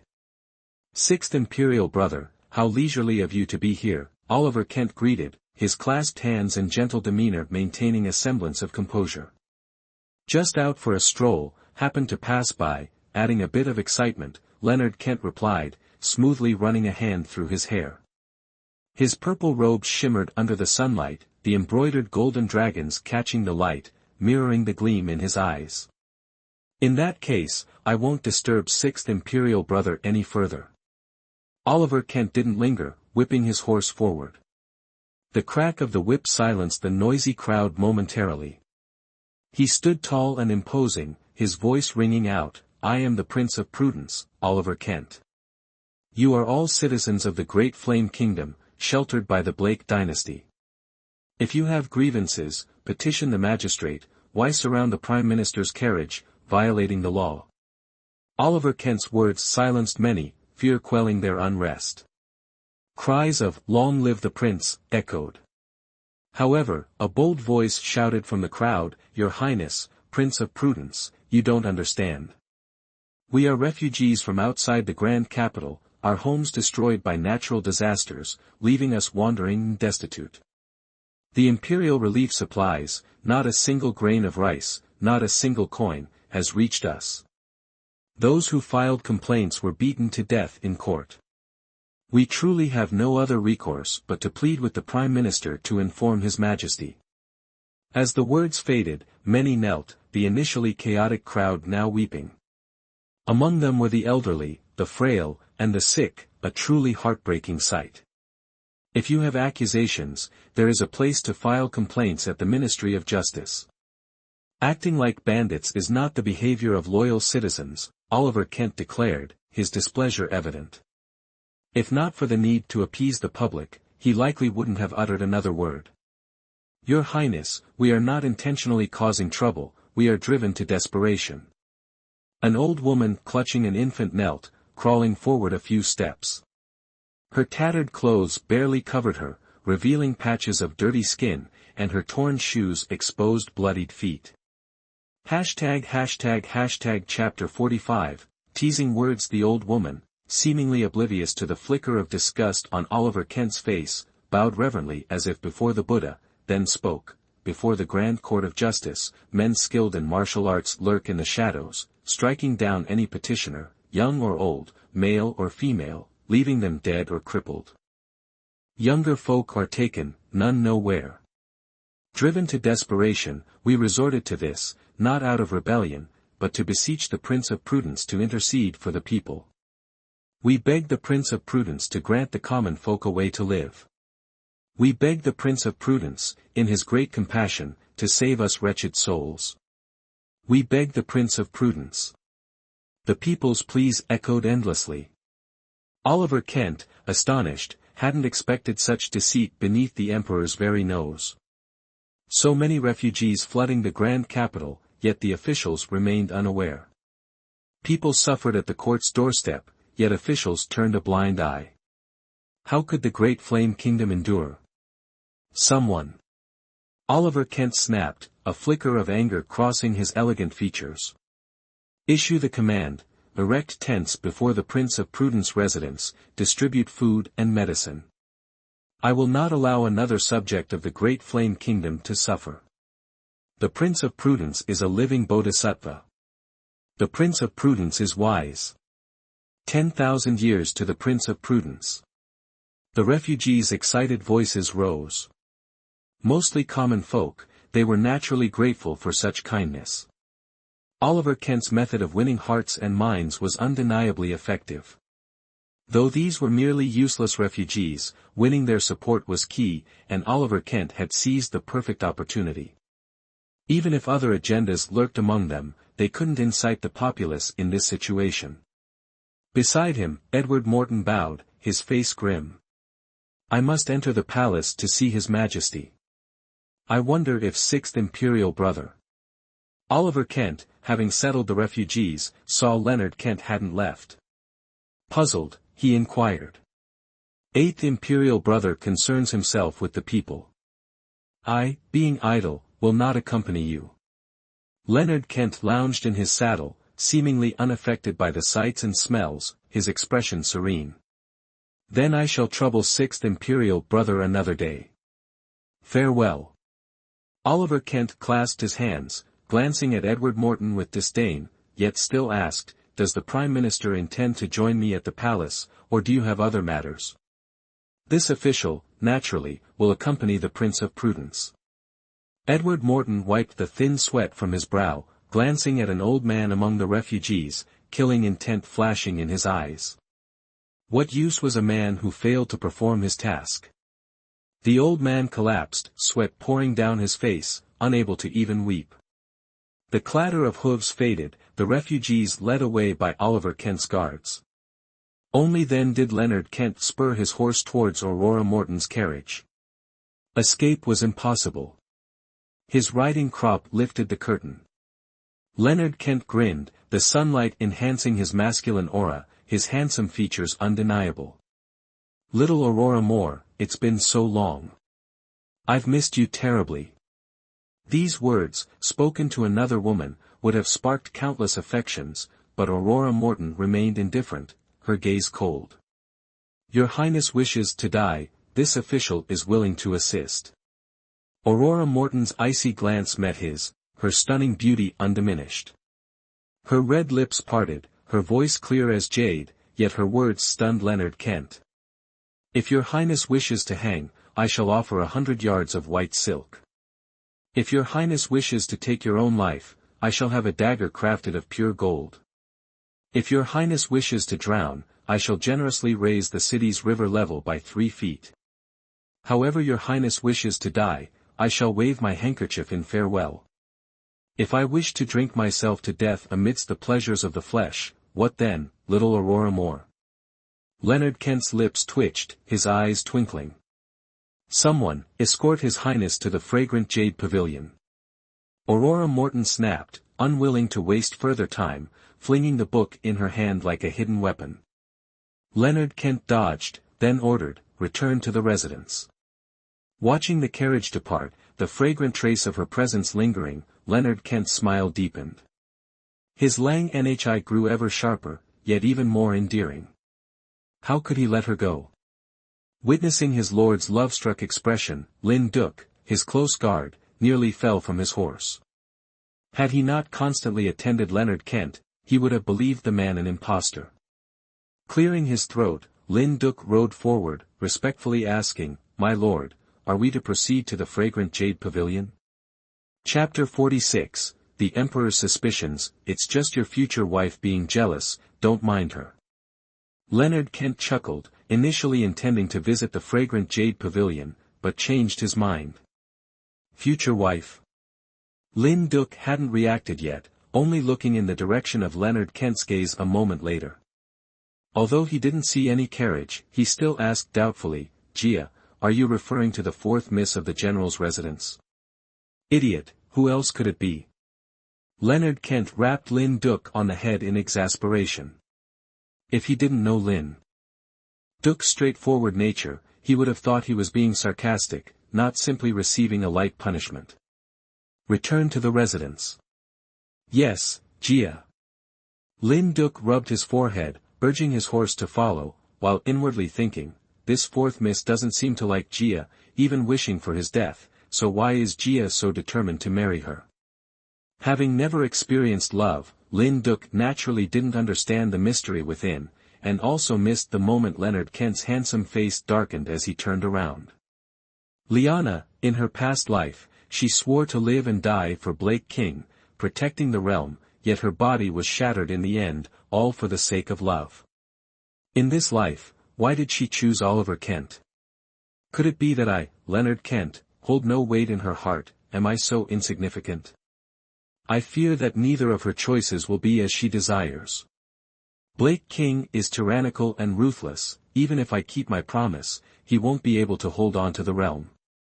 As for Oliver Kent, by supporting him, isn't she leading him to his own demise? As soon as she stepped out of the carriage, Aurora Morton couldn't help but sneeze, looking up at the bright sun and rubbing her itchy nose. She was probably chilled from enjoying the cool air last night. Aurora Morton's body was too frail, she should strengthen it, otherwise, not only would Beatrice Pearl surpass her, but she wouldn't even be able to defend against a hidden arrow. Inside the Imperial study, Blake King listened impassively to Oliver Kent's report, remaining silent for a long while. Unable to discern Blake King's thoughts, Oliver Kent, initially furious, gradually calmed down. Facing Blake King's scrutinizing gaze, a chill crept into his heart. Imperial power has always been filled with bloodshed, fratricide is commonplace, and Blake King's ruthlessness is beyond measure. His actions today might have aroused suspicion. Imperial brother, the people under heaven are your subjects, and I, outside the palace, am your right-hand man, your eyes and ears. Now, with disloyal officials, even if I wish to be like sixth imperial brother, a leisurely prince, I cannot but speak up for the people, to understand their plight on your behalf. Finishing his words, Oliver Kent knelt down, respectfully saying, I implore imperial brother for instructions, I am willing to die 10,000 deaths, to serve you with utmost devotion. Seated on the dragon throne, Blake King's hands, calloused from years of martial arts training, rubbed against the throne, producing a slight sound. After a moment, he spoke, Eighth brother, among our brothers, you are the youngest, and also the prince I personally appointed. Do you understand the meaning of prudence? Hearing Blake King's tapping on the dragon throne, Oliver Kent felt a chill down his spine. As expected, his imperial brother was suspicious and couldn't tolerate his existence. This legitimate prince's appointment years ago was also a warning. I am terrified, imperial brother. Oliver Kent kowtowed again, his head bowed to the ground, respectfully saying, "I never forget your immense grace, and thus wish to serve you wholeheartedly, acting with utmost care, not daring to show the slightest disrespect or overstep my boundaries. I beg for your understanding." Blake King coldly looked at Oliver Kent kneeling below, devoid of brotherly affection. He heard such declarations of loyalty every day, they had long lost their meaning. Letting Oliver Kent remain kneeling for half a cup of tea, Blake King took a sip of tea before saying, "Rise and speak, you are my brother, a noble prince, how can you bow and kneel like this?" Knowing Blake King was deliberately making things difficult, intentionally displaying his imperial authority, Oliver Kent dared not take his polite words at face value. Although he stood up, he still respectfully said, "Imperial brother is wise, my loyalty is witnessed by heaven and earth. It's getting late, you should return to your residence first. We'll discuss this with the ministers during tomorrow's court session before making a decision." Blake King waved his hand, signaling Oliver Kent to withdraw. Edward Morton intended to report, but Blake King didn't even glance at him, so he could only respectfully withdraw as well. Leaving the imperial study, Oliver Kent's face darkened, his heart feeling even more that the forced abdication couldn't be delayed. Under imperial power, bones piled high, even brothers could turn against each other. It wasn't that he couldn't tolerate Blake King, but that he wasn't tolerated. As the only legitimate prince of the royal family, how could he sit and wait for death?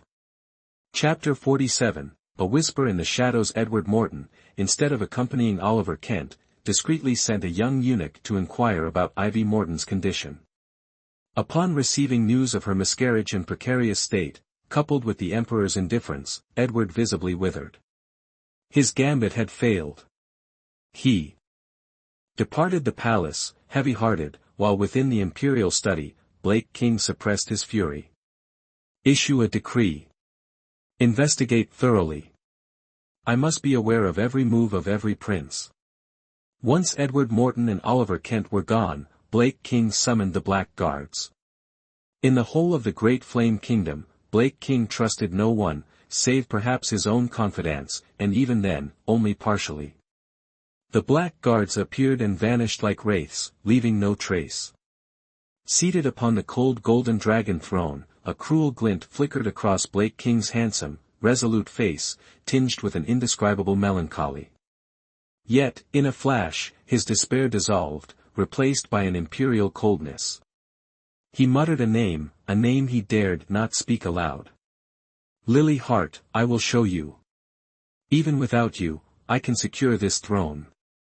His hand slammed upon the imperial desk, his frigid words echoing through the study, answered only by their own reverberations. Oliver Kent's actions that day had amplified Blake King's insecurities, reminding him of his exceptionally talented former empress. Anyone who threatened his imperial power must die. Within the Duke's residence, Aurora Morton not only knew of the events following Oliver Kent's palace visit but also received news of his attempted rebellion and forced entry. "What?" Aurora Morton narrowed her eyes, her voice heavy. "Master, the Prince of Prudence acts too rashly. I fear he lacks the capacity for great things."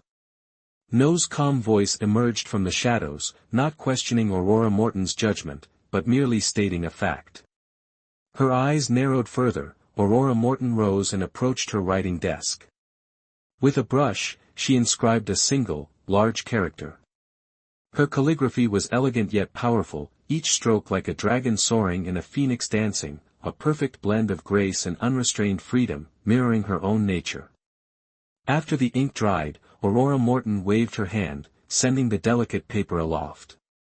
It drifted down before No, who promptly secured it. Aurora Morton spoke calmly, "Deliver this calligraphy to the Prince of Prudence. If he fails to grasp the patience and composure of a true emperor, our support is futile." Her choice to back Oliver Kent stemmed from two reasons: his legitimate status as the Empress's son and, aside from the uncontrollable Leonard Kent, Oliver was the most capable among the princes. However, if Oliver Kent couldn't seize the opportune moment, Aurora Morton wouldn't hesitate to switch allegiances. No departed with the missive, but Aurora Morton's heart grew heavier. To expel external enemies, internal strife must first be quelled. The Great Flame Kingdom's internal troubles needed eradication. Those who shouldn't be kept, should be ended. Her brush landed heavily upon the schwanching paper, her gaze hardening with resolve. She had initially intended a game of cat and mouse, but Edward Morton's incitement of the populace threatened to destabilize the Great Flame Kingdom's very foundation. This could not be ignored. That night, within the heavily guarded Prince of Prudence residence, a shadowy figure moved with lightning speed. Before Oliver Kent could summon his guards, the figure vanished, leaving behind a single calligraphic character, "Conceal." "Your Highness," a guard, alerted by the commotion, called from outside, his voice wary. "It's nothing. Withdraw." Oliver Kent raised an eyebrow, his gaze complex as he studied the character. A grave expression settled upon his youthful face. Who was this secret advisor? Could his plot against Blake King have been discovered, and by more than one faction? Oliver Kent dared not underestimate this mysterious force, friend or foe. He understood that they meant no harm, otherwise, it wouldn't be a warning but an assassination attempt. "Adam Black," Oliver Kent called softly, his hand resting on the paper. After a moment of silence, he spoke in a low voice, "Issue an order. Halt the recruitment. Continue training the existing troops." "Yes, Your Highness." Adam Black departed. "Someone." Oliver Kent bellowed again. When a guard appeared, he frowned and instructed, "I am unwell. Entrust all matters concerning the populace to the steward. I will receive no visitors for the next few days." Only when he was alone in his study did Oliver Kent sit, or rather, collapse into his chair, his expression still shaken. He had believed his preparations for rebellion were discreet, bolstered by the support of several influential court officials. He had been confident. But the character, Conceal, had instilled fear within him. Before even acting, he had become apprehensive. The path to becoming emperor was indeed fraught with peril.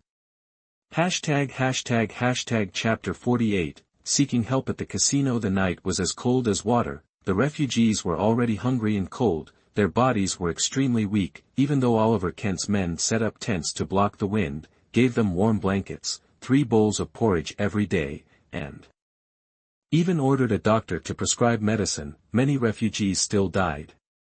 In addition, thanks to Oliver Kent's charitable actions, the news of the Prince of Prudence's kindness to the refugees quickly spread. More and more refugees flocked to the grand capital, among them many were seriously ill, and died as soon as they entered the grand capital.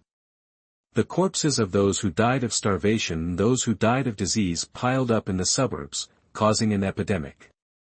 Since ancient times, epidemics were difficult to cure, and people's hearts would inevitably waver. However, the epidemic in the grand capital was still in the spreading stage, and the dead were only a few ordinary refugees, and the imperial court did not even take it seriously. Although Oliver Kent had reported to the emperor, the next morning, early in the morning, Blake King did not summon the ministers to discuss this matter.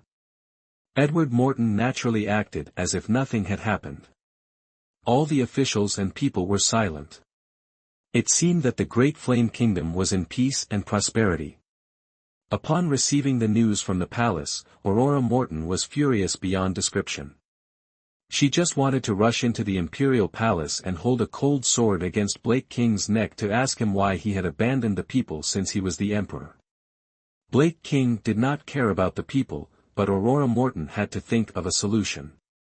She changed into men's clothes and rode the carriage out of the palace. "Miss, it's almost autumn. The weather is getting cold. Go early and come back early." Beatrice Pearl took her cloak and placed it on the carriage. She gave her instructions with unease. "Don't leave the courtyard these days. No matter what happens, just let it be." Aurora Morton was very satisfied with Beatrice Pearl's loyalty and naturally protected her. "This servant knows." Beatrice Pearl nodded, sent the carriage away, and immediately returned to the courtyard. Following Aurora Morton's words, she only focused on practicing weapons and learning self-defense. The carriage traveled along the official road, through the bustling streets, and arrived at the Heaven's Luck Casino. There were some things that even the 12 earthly branches couldn't do, and only people in the martial arts world could handle them more easily. Taking out the jade pendant that Eric Grey had given her, Aurora Morton was taken to a luxurious room on the second floor. Isolated from the hustle and bustle outside, this place was indeed very elegant, like another world. Soon, someone entered the room. The person who came was wearing a black robe, tall and lanky, but wearing a mask, his appearance unclear.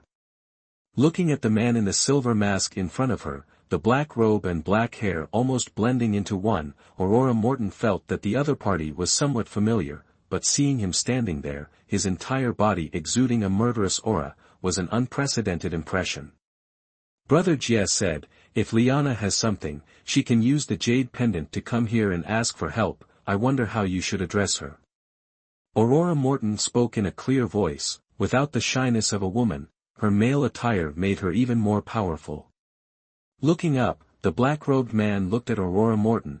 Her handsome demeanor was not inferior to that of a man, but she was also beautiful and moving. No matter what form she appeared in, he could see her immediately. Even missing her, a day without seeing her, felt like 3 autumns.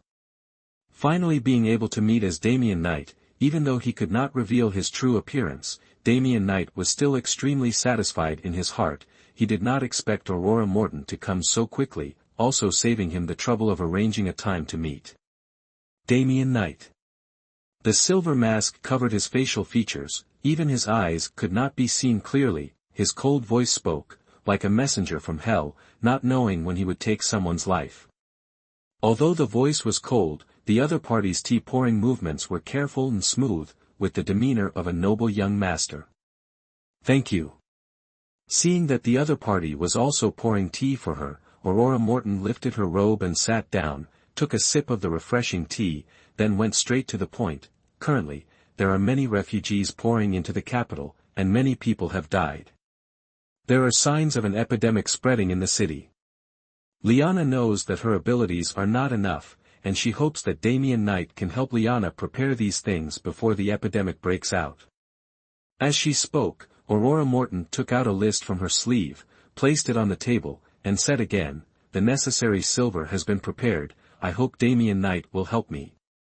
Liana is just a girl, why bother yourself, protecting the country for others?" Damien Knight did not move, only glanced at the list, and then spoke coldly. "The way of the world is for the people, and from the people. Even if you are not from the imperial court, if the people are in chaos, there will be no peace. Liana knows that her abilities are limited, and she only wants to contribute a little bit of her strength and try to minimize casualties." Opening the brocade box that she always held in her arms and placing it next to the list, Aurora Morton smiled slightly. It was just that although her smile was bright, it carried a bit of sadness, making people feel heartache when looking at it. Liana is not a righteous person, nor does she want to appear noble. She is just contributing a little bit of her strength to seek peace of mind. Glancing at the brocade box, the quantity and thickness of the stack of silver notes, no less than 100,000 taels, Damien Knight laughed coldly, his voice unable to hide the sarcasm. "The general is indeed generous. This matter has nothing to do with anyone else, it was Liana who begged for it." Aurora Morton shook her head. Although she did not understand why Damien Knight was mocking Edward Morton, she felt a bit more gloating in her heart for sharing a common enemy. Edward Morton is an old thief who makes money illegally. Liana is happy to help him reduce his bad karma. Chapter 49, Chance Encounter at the Gambling Hall. Some karmic debts, even with a fortune spent, can never be repaid. Damien Knight's voice grew colder, his hands clenched into fists within his sleeves. Damien Knight speaks what's on Liana's mind.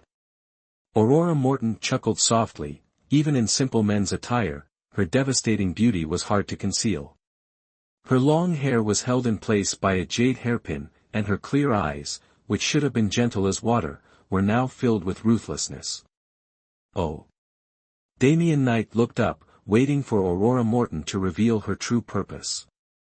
As he understood, it wouldn't be difficult for the fourth miss of the Duke's residence, Aurora Morton, to acquire these things, much less needing 100,000 taels of silver.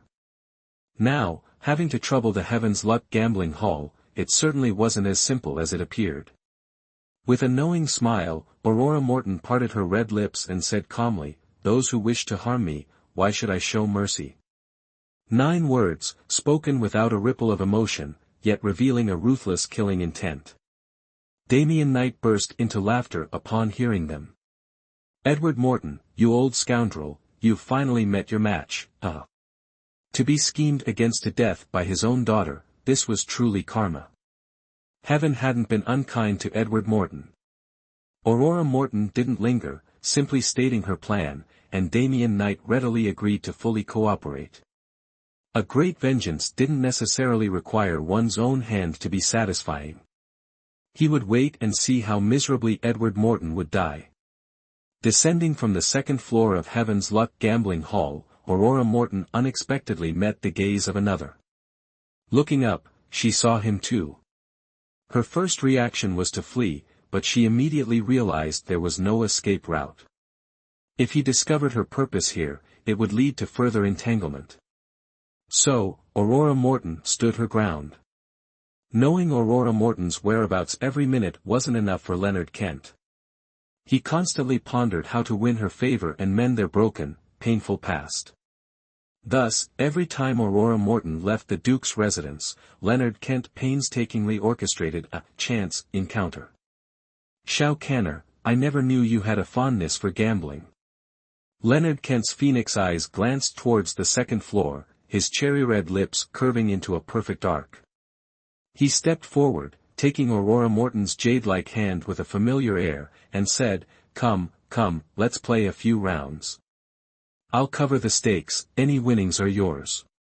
Such a generous offer, Aurora Morton naturally wouldn't refuse. In this world, only silver was truly reliable, without it, nothing could be accomplished. Moreover, Aurora Morton not only had to shoulder the central command order but also nurture her hidden forces, leading to considerable expenses. "Only 3 rounds, a 70-30 split, 70 for you, Your Highness." Aurora Morton jabbed her elbow sharply into Leonard Kent's side, knowing he would dodge, and took the opportunity to stomp hard on his foot with all her might.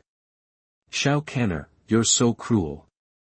Leonard Kent endured the pain in his foot, forcing himself to stand straight, avoiding a humiliating jump. But his stiff words were enough to prove the severity of his injury. Even if no bones were broken, tendons certainly were. With a cold glance, Aurora Morton didn't bother with further pleasantries.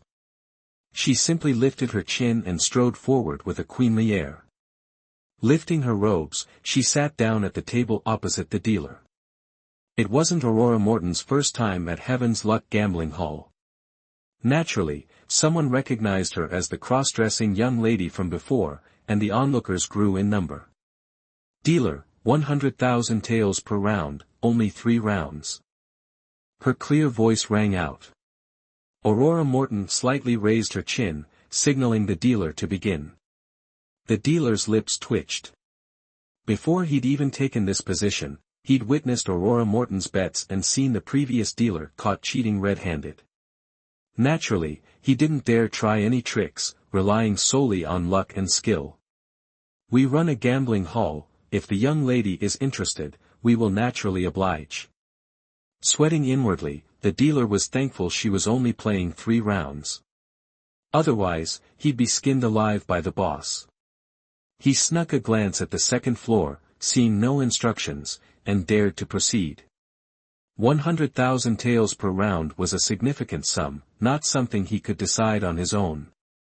While the dealer shook the dice, Leonard Kent, with stiff steps, walked over and sat beside Aurora Morton, casually handing over 100,000 taels in silver notes.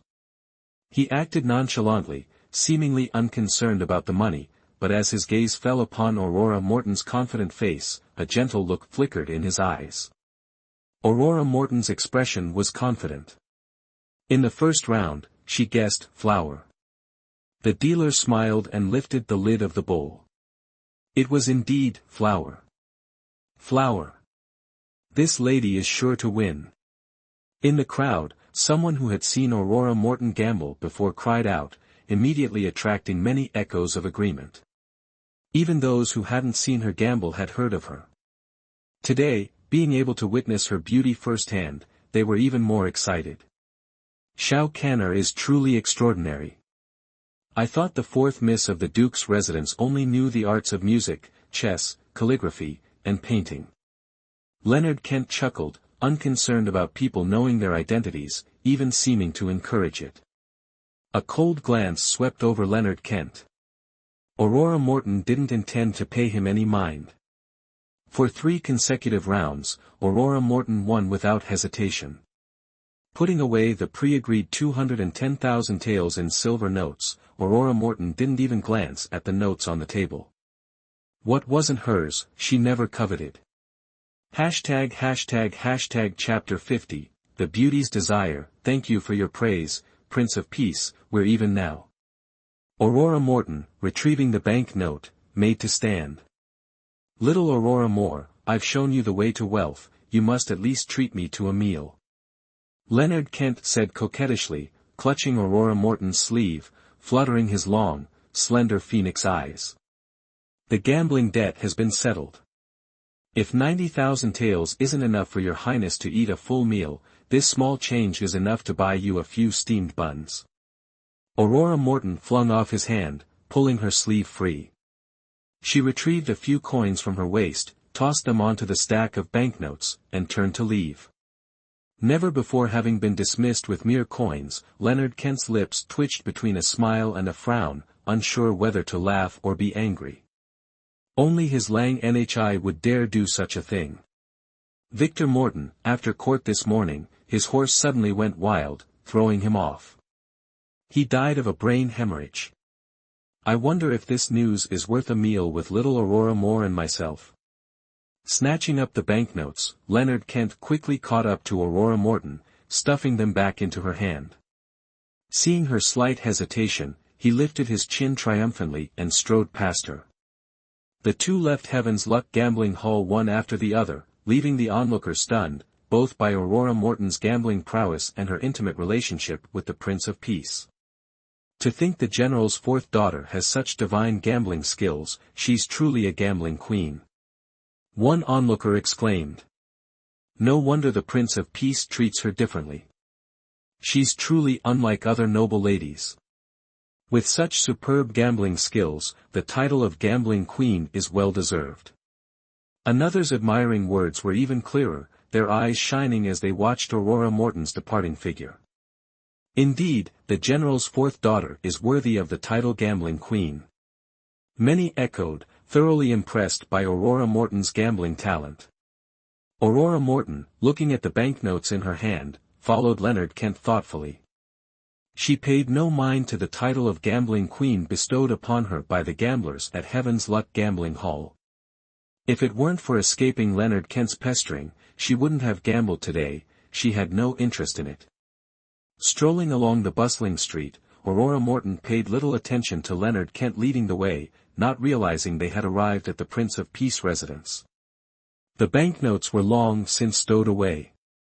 Having dined with Leonard Kent, the 3/10 share naturally went into her pocket. However, Aurora Morton didn't notice that Leonard Kent's original 100,000 taels were also in her possession. Your Highness. As Leonard Kent stood before the gates of the Prince of Peace residence, and the guards respectfully saluted, Aurora Morton finally came to her senses. The threshold of the Prince of Peace residence is too high for this humble woman. Farewell. Aurora Morton spoke coldly, turning to leave. Little Aurora Moore, if you personally prepare a meal for me, I will owe you a great favor. How about it? Leonard Kent said, stepping into the residence without waiting for Aurora Morton, seemingly certain she would follow. Hesitating briefly, Aurora Morton lifted her chin and entered. Though unsure of Leonard Kent's intentions, she felt there was no harm in it, merely a waste of a little time. In less than half an hour, for light appetizers and a bowl of thin porridge were ready. Simple yet nutritious, they were a feast for the senses. Arriving outside Leonard Kent's quarters, Aurora Morton called out twice, but receiving no answer, she pushed the door open and entered. "Prince of Peace, if you are not here, I shall take my leave." Aurora Morton set down the food and spoke softly. "I'll be there shortly." Leonard Kent's languid voice drifted from within, sounding as if he were still asleep. Aurora Morton patiently waited, but the wait stretched into another half an hour. Glancing at the now cold food, Aurora Morton narrowed her eyes and strode into the inner chamber, intending to wake Leonard Kent from his pleasant dream. Not leaving would be a disservice to the time she had wasted. However, as she angrily entered, she froze. Leonard Kent stood there, his perfect body bare, a towel in hand, drying his long, enviable hair. Droplets of water, like morning dew, rolled down his flawless, pale skin. Staring blankly, just that one glance completely flustered Aurora Morton, all composure thrown to the wind. Though she had been a married woman, she had never witnessed such an alluring sight. With maidenly shyness, she quickly lowered her gaze. "Little Aurora Moore, are you pleased with my physique?"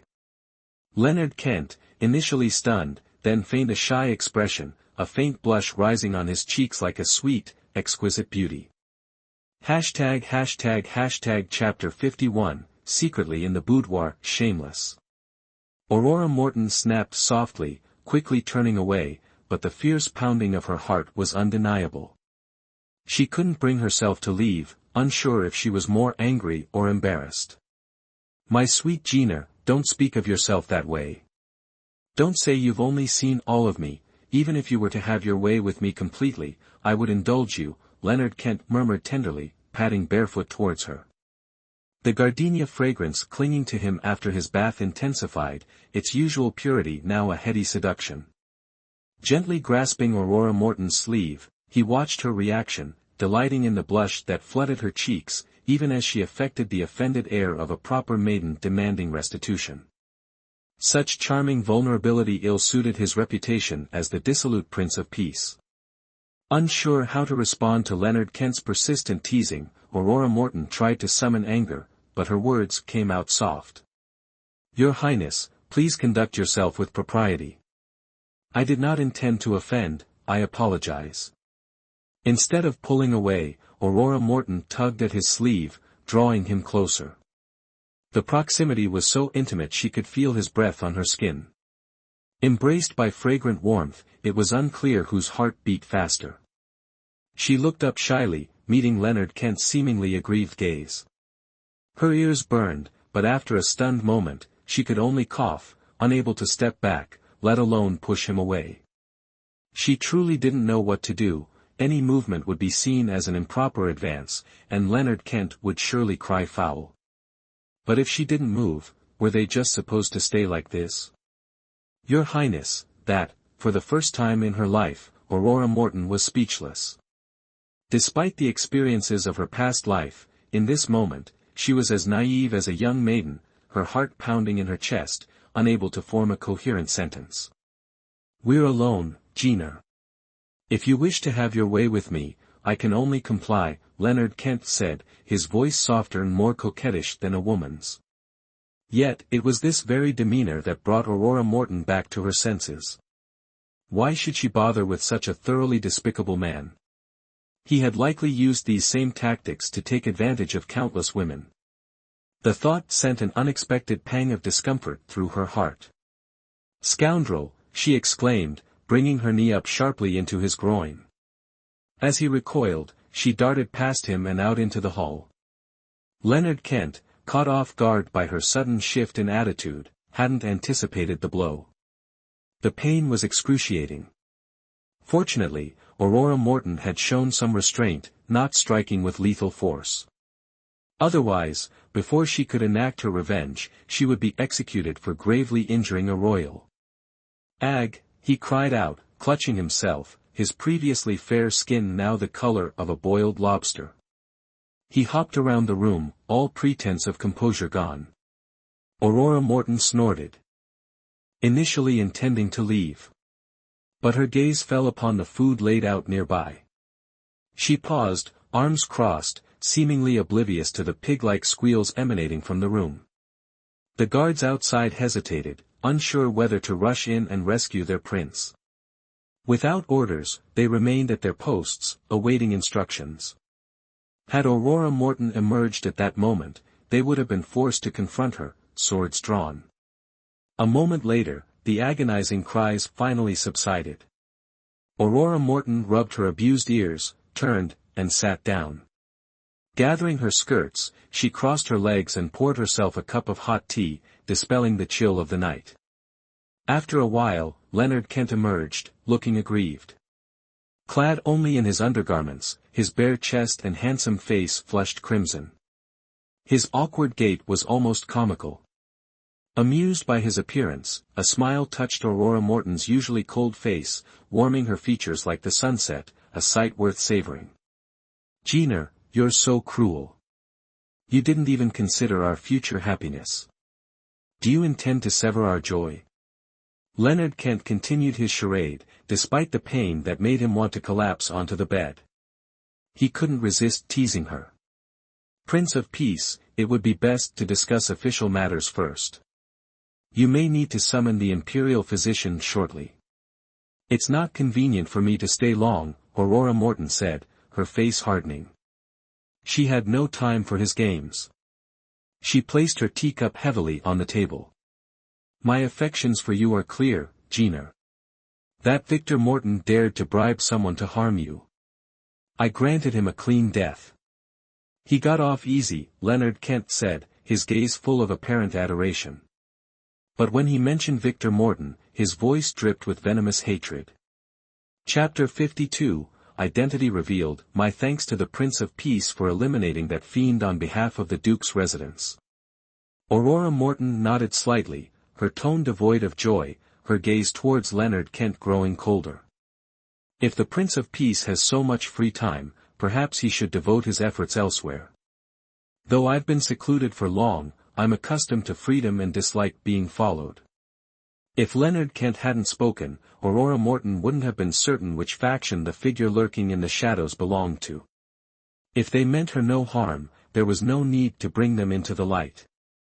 But if they were Leonard Kent's people, Aurora Morton couldn't tolerate it, she needed to draw a clear line with him. Rising abruptly, she stated coldly, "Today's favor has been repaid.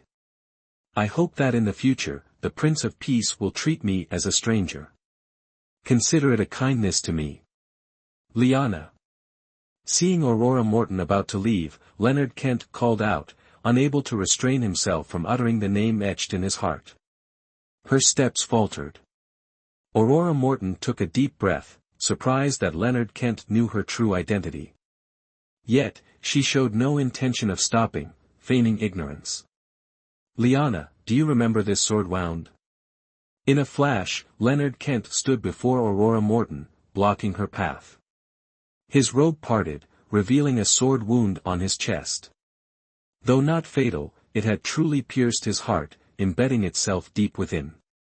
His sorrowful gaze fixed on Aurora Morton, Leonard Kent revealed the loneliness he had concealed for years, a bitter smile playing on his lips, evoking pity. Reaching out, Aurora Morton gently traced the sword scar, her eyes reddening. Before, she hadn't allowed herself to ponder why Leonard Kent, whose martial arts skills rivaled her own, had taken that blow, neither dodging or resisting, and then concealed it. Now, she couldn't help but ask, why keep this scar? With Leonard Kent's status, erasing a scar should be as easy as turning one's hand. A gift from a beauty, kept as a memento. Though not one I desired. Leonard Kent added silently in his heart, his words laced with pain. Just a single sentence, yet tears welled up in Aurora Morton's eyes, stinging them. If not for her resolute spirit, she would have wept openly. Her fingertips trembled as they brushed over the wound. Aurora Morton wanted to cry but suppressed her sobs. Yet, her body honestly expressed her inner turmoil. The pain in Leonard Kent's heart, which had never healed, now transformed into heartache within her. Reaching out, he caressed her stunning yet cold face, sighing helplessly. "Silly girl, don't be sad. Whatever you desire, I will give you. Be it the imperial throne or my life, all is yours." Leonard Kent's voice was gentle as water, a tenderness reserved only for Aurora Morton. Turning her face away, avoiding Leonard Kent's touch, Aurora Morton clasped her hands behind her back, standing before the window. She didn't want to dwell on the implications of the indulgence in his words, preferring to feign obliviousness. Pushing the window open, she raised her hand towards the star-filled sky. The cool breeze dispelled the turmoil within her. Her rebirth was, thanks to her junior, Han Ziyen's soul exchange technique, and her own soul's unwillingness to die, defying fate. Hatred was an indelible mark on Aurora Morton's heart. She had to be strong enough to defeat her enemies and protect those loyal to her, not be entangled in romantic affairs. "How did you recognize me?" Aurora Morton changed the subject, her voice calm. "It's you. Even if you change 1,000 appearances, I can still sense it." Leonard Kent's words overflowed with affection. If Aurora Morton had been reborn, he wouldn't allow anyone to steal her away. Only he could wholeheartedly care for her, love her selflessly. "Does anyone else know?" Aurora Morton frowned. Leonard Kent bringing her to the Prince of Peace residence wasn't simply for conversation. "I pray no one else in the world knows." Leonard Kent shook his head. Such a momentous matter, he had only now dared to confirm it wasn't a delusion. How could he let those who had coveted Aurora Morton know? "You should understand, I've been reborn. I will have my revenge." Aurora Morton turned, her eyes resolute, blazing with hatred. "I will protect you, honoring the promise I made to the late emperor. But I will never let you peacefully enjoy the throne." Facing Aurora Morton's eyes, which should have been clear as water but were now filled with hatred, his heart ached. Leonard Kent stepped forward, his large hands resting on her slender shoulders. He asked gently, "Liana, your vengeance is mine. Let me help you, all right? This deep-seated hatred, how can I ask another to act on my behalf?" Aurora Morton showed no gratitude, unclear whether she was refusing Leonard Kent or unwilling to involve him in this political upheaval. Sometimes, ignorance is bliss. And for a member of the imperial family, to be as carefree as Leonard Kent was even rarer. Aurora Morton didn't want to shatter his peace. "Liana, why am I the only one who can't?" Leonard Kent asked, his words carrying a double meaning. Chapter 53, Orchestrating Strategies. If you don't wish to become enemies, I suggest the Prince of Peace continues his carefree life as a royal, Aurora Morton stated coldly, her voice devoid of warmth. "Lang Eniche, do you still love him?" Leonard Kent asked uncertainly, his eyes filled with a mixture of hope and pain, like the turbulent waters of the Yellow River, drowning not only the body but also the soul. Aurora Morton's gaze shifted, she couldn't bear to see Leonard Kent like this, but her silence was misinterpreted as an answer. "I understand." Not receiving a response from Aurora Morton, Leonard Kent gave a bitter smile and nodded, his face slightly pale. Believing that Aurora Morton still deeply loved Blake King, Leonard Kent's heart ached more than when he was stabbed years ago. "No matter what, I will always stand behind you. As long as you turn around, you will find my arms open wide," Leonard Kent declared sincerely, concealing the pain in his eyes, his tone like a vow. "If you're tired, lean on me. I won't let you get hurt. This love will never change." Hearing this, Aurora Morton's heart tightened, her breath hitching, but she remained silent.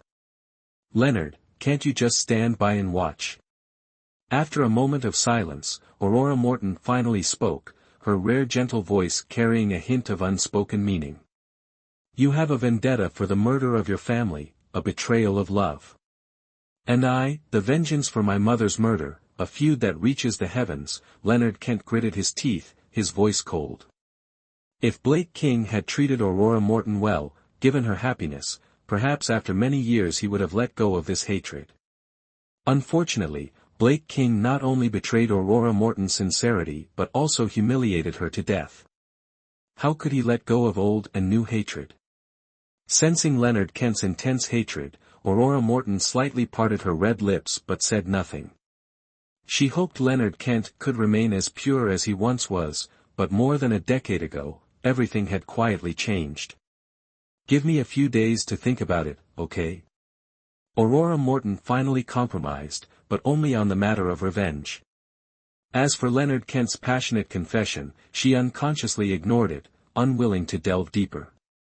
All right, I'll wait for you, Leonard Kent softened his expression and said gently, it's late.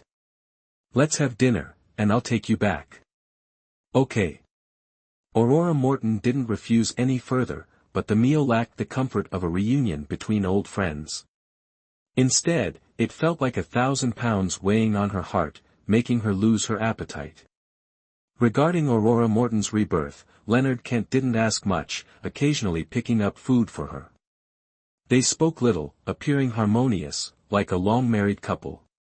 After dinner, Leonard Kent personally escorted Aurora Morton back, even accompanying her to her courtyard, a warning to Edward Morton not to harbor any ill intentions towards her.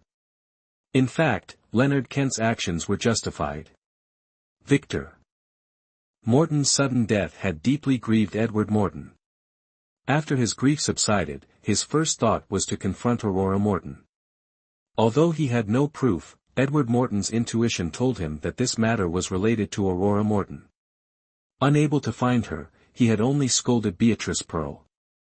That evening, when he wanted to cause trouble, Leonard Kent personally escorted Aurora Morton back, forcing Edward Morton to temporarily abandon his initial plan. Aurora Morton slept soundly, unwilling to face Edward Morton. Her plan had already begun, without much effort, she could discreetly deal with him. Now, the most important thing was to address another matter. The epidemic in the Grand Capital had begun to spread. Based on Aurora Morton's experience, it would become widespread within 3 days. When that disaster struck, the consequences would be unpredictable, and the Great Flame Kingdom would face internal and external troubles, surrounded by dangers. She had to plan ahead. Beatrice Pearl, you've worked hard these past few days, handling everything in the courtyard yourself. Don't let anything go wrong. Dressed in a light yellow gown, beautiful and elegant, Aurora Morton styled her hair simply. Before going out, she didn't forget to instruct Beatrice Pearl. I understand, Mississippi. These past few days, I've been following your instructions, burning medicinal herbs to cleanse the house. Fastening a gold hair ornament with a pearl center for Aurora Morton, Beatrice Pearl gazed in awe at her master. Truly, her beauty surpassed flowers, no matter how she dressed, she was breathtaking. Set aside other matters for now. I've chosen a few designs for you. Have someone make a few new outfits. With the remaining fabric, embroider a few sachets, all of the same design, Aurora Morton instructed before rising to leave. Beatrice Pearl, also not idle, immediately went to carry out Aurora Morton's orders. ### Chapter 54, Medical Examination. Before the residence, the steward was instructed to prepare the Duke's carriage. Aurora Morton, veiled, her stunning beauty subtly revealed, not overly ostentatious yet captivating, possessed an alluring mystique. Soon, the carriage arrived before the Prince of Prudence's residence. The coachman, though hesitant, obeyed Aurora Morton's command, stopping where the refugees had gathered. Within the luxurious carriage, she wore flowing, elegant attire, adorned with refined, understated jewelry, enhancing her gentle and unassuming aura. Assisted by the steward, Aurora Morton alighted using a small footstool. With a slight wave of her hand, the dozen carriages behind also halted, and servants bustled about, unloading supplies. The procession, already eye-catching, now drew countless gazes, not only from the refugees and passers-by but also from the Prince of Prudence's guards. Honored elders and fellow countrymen, this is the fourth miss of the Grand Flame Empire's Duke's residence. Hearing of the recent calamities, the young miss, following the Duke's compassionate example, cannot bear to see the people displaced. After informing the Duke, she has prepared some provisions and supplies, hoping everyone can return to their hometowns, settle down, and contribute their strength to the Grand Flame Empire, loyal to the throne and devoted to the nation. The steward, following Aurora Morton's instructions, announced loudly. Is such good fortune truly upon us? A skeptical voice emerged from the crowd of refugees. That duke cares nothing for us. This fourth miss must be a bodhisattva incarnate, unable to bear our suffering, thus extending her helping hand. Another voice exclaimed, praising only Aurora Morton. Hearing this, Aurora Morton's red lips curved slightly beneath her veil. She beckoned the steward closer, whispering in his ear. Understanding her intent, the steward's expression turned grave, glancing hesitantly at Aurora Morton. But under her cold gaze, he dared not delay. Everyone, quiet down. The steward gestured for silence, lest he shout himself hoarse in vain. Everyone knows that pestilence follows disaster. The young miss has heard that many here exhibit symptoms of fever and vomiting, so she has specifically invited several physicians for examinations. Please cooperate. After the examinations, accommodations will be arranged. What does the fourth miss intend? A more agitated voice rose from the crowd, its owner seemingly a man in his prime. Will those who are ill be deemed infected and disposed of? Is the fourth miss here to save lives or to massacre them? These words stirred unrest. The initially grateful crowd now wavered. They desired stability, but they also needed to live. Throughout history, rulers dealt with epidemics differently, but when outbreaks became uncontrollable, they often resorted to burning the afflicted alive to prevent the spread, disregarding their innocence. Blake King ruled with an iron fist, imposing harsh taxes, executing loyal officials, persecuting the virtuous, and showing no concern for the suffering masses. Even the refugees flooding the grand capital were taken in by the Prince of Prudence, with no imperial grace evident. The court's actions had sown distrust among the people. Even with Aurora Morton's apparent kindness, they dared not readily believe her. Fourth miss, we are but common folk. We beg your mercy, implore the Duke, do not make things difficult for us. Some innocent commoners still believed Edward Morton intended to kill them, or that the Emperor sought their lives, placing their hopes solely on this celestial maiden from the Duke's residence. Fourth miss is a bodhisattva incarnate, she must save us. Cries for help echoed. Before the Prince of Prudence's residence, guards had already reported to Oliver Kent. Upon receiving the news, Oliver Kent rushed to the gate but paused, concealed within the entrance, listening intently. Knowing Edward Morton's character, and with his own imperial ambitions, Oliver Kent did not believe this young miss from the Duke's residence was benevolent. Everyone, can you please quiet down and listen to Aurora? Aurora Morton spoke, her voice clear as a bell, not loud, yet effectively silencing the clamor. Pestilence, if not controlled promptly, will spread rapidly. By then, not only you, but the entire grand capital, even the entire Grand Flame Empire, will be in peril. Aurora Morton parted her red lips, uttering words that shocked everyone. The Prince of Prudence's guards retreated further, fearing the presence of infected individuals. Chapter 55, The Turning of the Tide. After Aurora Morton spoke, a loud voice shouted, everyone, run. How do won't even have room for our corpses? Under heaven, all land belongs to the king. If the Emperor wishes to apprehend us, how can anyone escape? Aurora Morton's words caused women to clutch their children and weep, increasing the chaos, yet few actually fled. That old scoundrel, Edward Morton, sired such a foolish daughter. Does he wish to destroy our Blake dynasty? Inside the Vermilion Gates, Oliver Kent clenched his fists, about to stride out. However, the words from outside stopped him, his brow furrowing as he wondered what Aurora Morton was planning. Like all of you, I desire a long life, hence this desperate measure. If I've caused any misunderstanding, I, Aurora, apologize. Aurora Morton bowed, her hands at her waist, calming the agitated crowd. Beneath her veil, her smile sweetened. Her vague words were meant to expose infiltrators among the refugees, otherwise, why would she appear personally? The fourth miss is a lady of the Duke's residence. We commoners dare not accept such courtesy. But no matter how noble, can the fourth miss treat our lives like grass?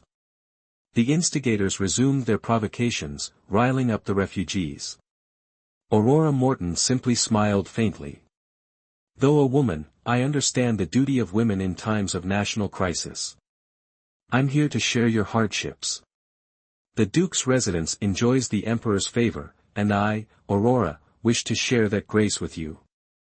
Aurora Morton clasped her hands, showing respect to the Emperor, then gestured for the steward to reveal the prepared goods. Chests of silver, jewels, and at least 100 bushels of grain appeared before the crowd. A dozen physicians, though masked, sat at makeshift tables, preparing their medical kits. This silver, grain, and jewelry represent half the Duke's residence's wealth, 80,000 taels, prepared in 3 days. Her clear voice, softer than the spring breeze, soothed the crowd. Aurora Morton stepped forward, facing the physicians. I've invited these physicians to treat the sick and strengthen the healthy. Any misunderstanding is my fault. Who knows if your medicine is good or poison? Another voice challenged her. I've prepared the old house in the West City. The healthy can rest there a few days before deciding whether to return home or go elsewhere. Ignoring the challenge, Aurora Morton calmly explained her plan. The sick can come to the Duke's residence for treatment until they recover. Once at the Duke's residence, will our lives be our own? The agitator persisted. After treatment, sick or not, each person receives 10 taels of silver, 1 bushel of grain, and some jewelry. If you wish to stay and help care for the sick, I'm grateful, as our manpower is limited. Aurora Morton spoke gently, her refined demeanor and calm grace resembling a queen, inspiring loyalty. The fourth miss truly cares for us. Anyone who speaks ill of her will answer to me, Tommy Turner. Seeing Aurora Morton's sincerity, a lame man stepped forward and shouted. The fourth miss is sincere. We can't disappoint her kindness. If I'm well, I'll help. If the fourth miss doesn't mind, I'll even serve her at the Duke's residence. An old woman spoke tearfully. Smiling, Aurora Morton directed people to the physicians, then stood distributing goods and silver to those examined, her smile gentle. Inside the courtyard, Oliver Kent watched, his dark expression shifting to one of complex intrigue, captivated by Aurora Morton's performance. Chapter 56, closing the doors to guests. Such unconventional behavior from a noble lady was truly intriguing. While Oliver Kent was merely curious about Aurora Morton, others were practically spitting blood with rage. Edward Morton, upon hearing the news, rushed over in his palanquin. Witnessing the scene from afar, his blood boiled, practically steaming from his ears. Though the silver Aurora Morton spent wasn't even half of the Duke's treasury, it represented Edward Morton's painstakingly accumulated wealth over recent years. Yet, without a word of warning, she made such a decision, intending to continue taking in those refugees, effectively carving chunks out of his flesh. His fury surged, old wounds unhealed and new ones inflicted, pushing Edward Morton's heart to its limit. He coughed up a mouthful of blood and fainted. Glancing at the Duke's palanquin in the distance as the bearers hastily retreated, Aurora Morton's smile widened. Fourth miss, the refugees in front of the Prince of Prudence residence have been settled, but many more are flocking here after hearing the news. How should we proceed? The steward approached, his back aching from a day's labor.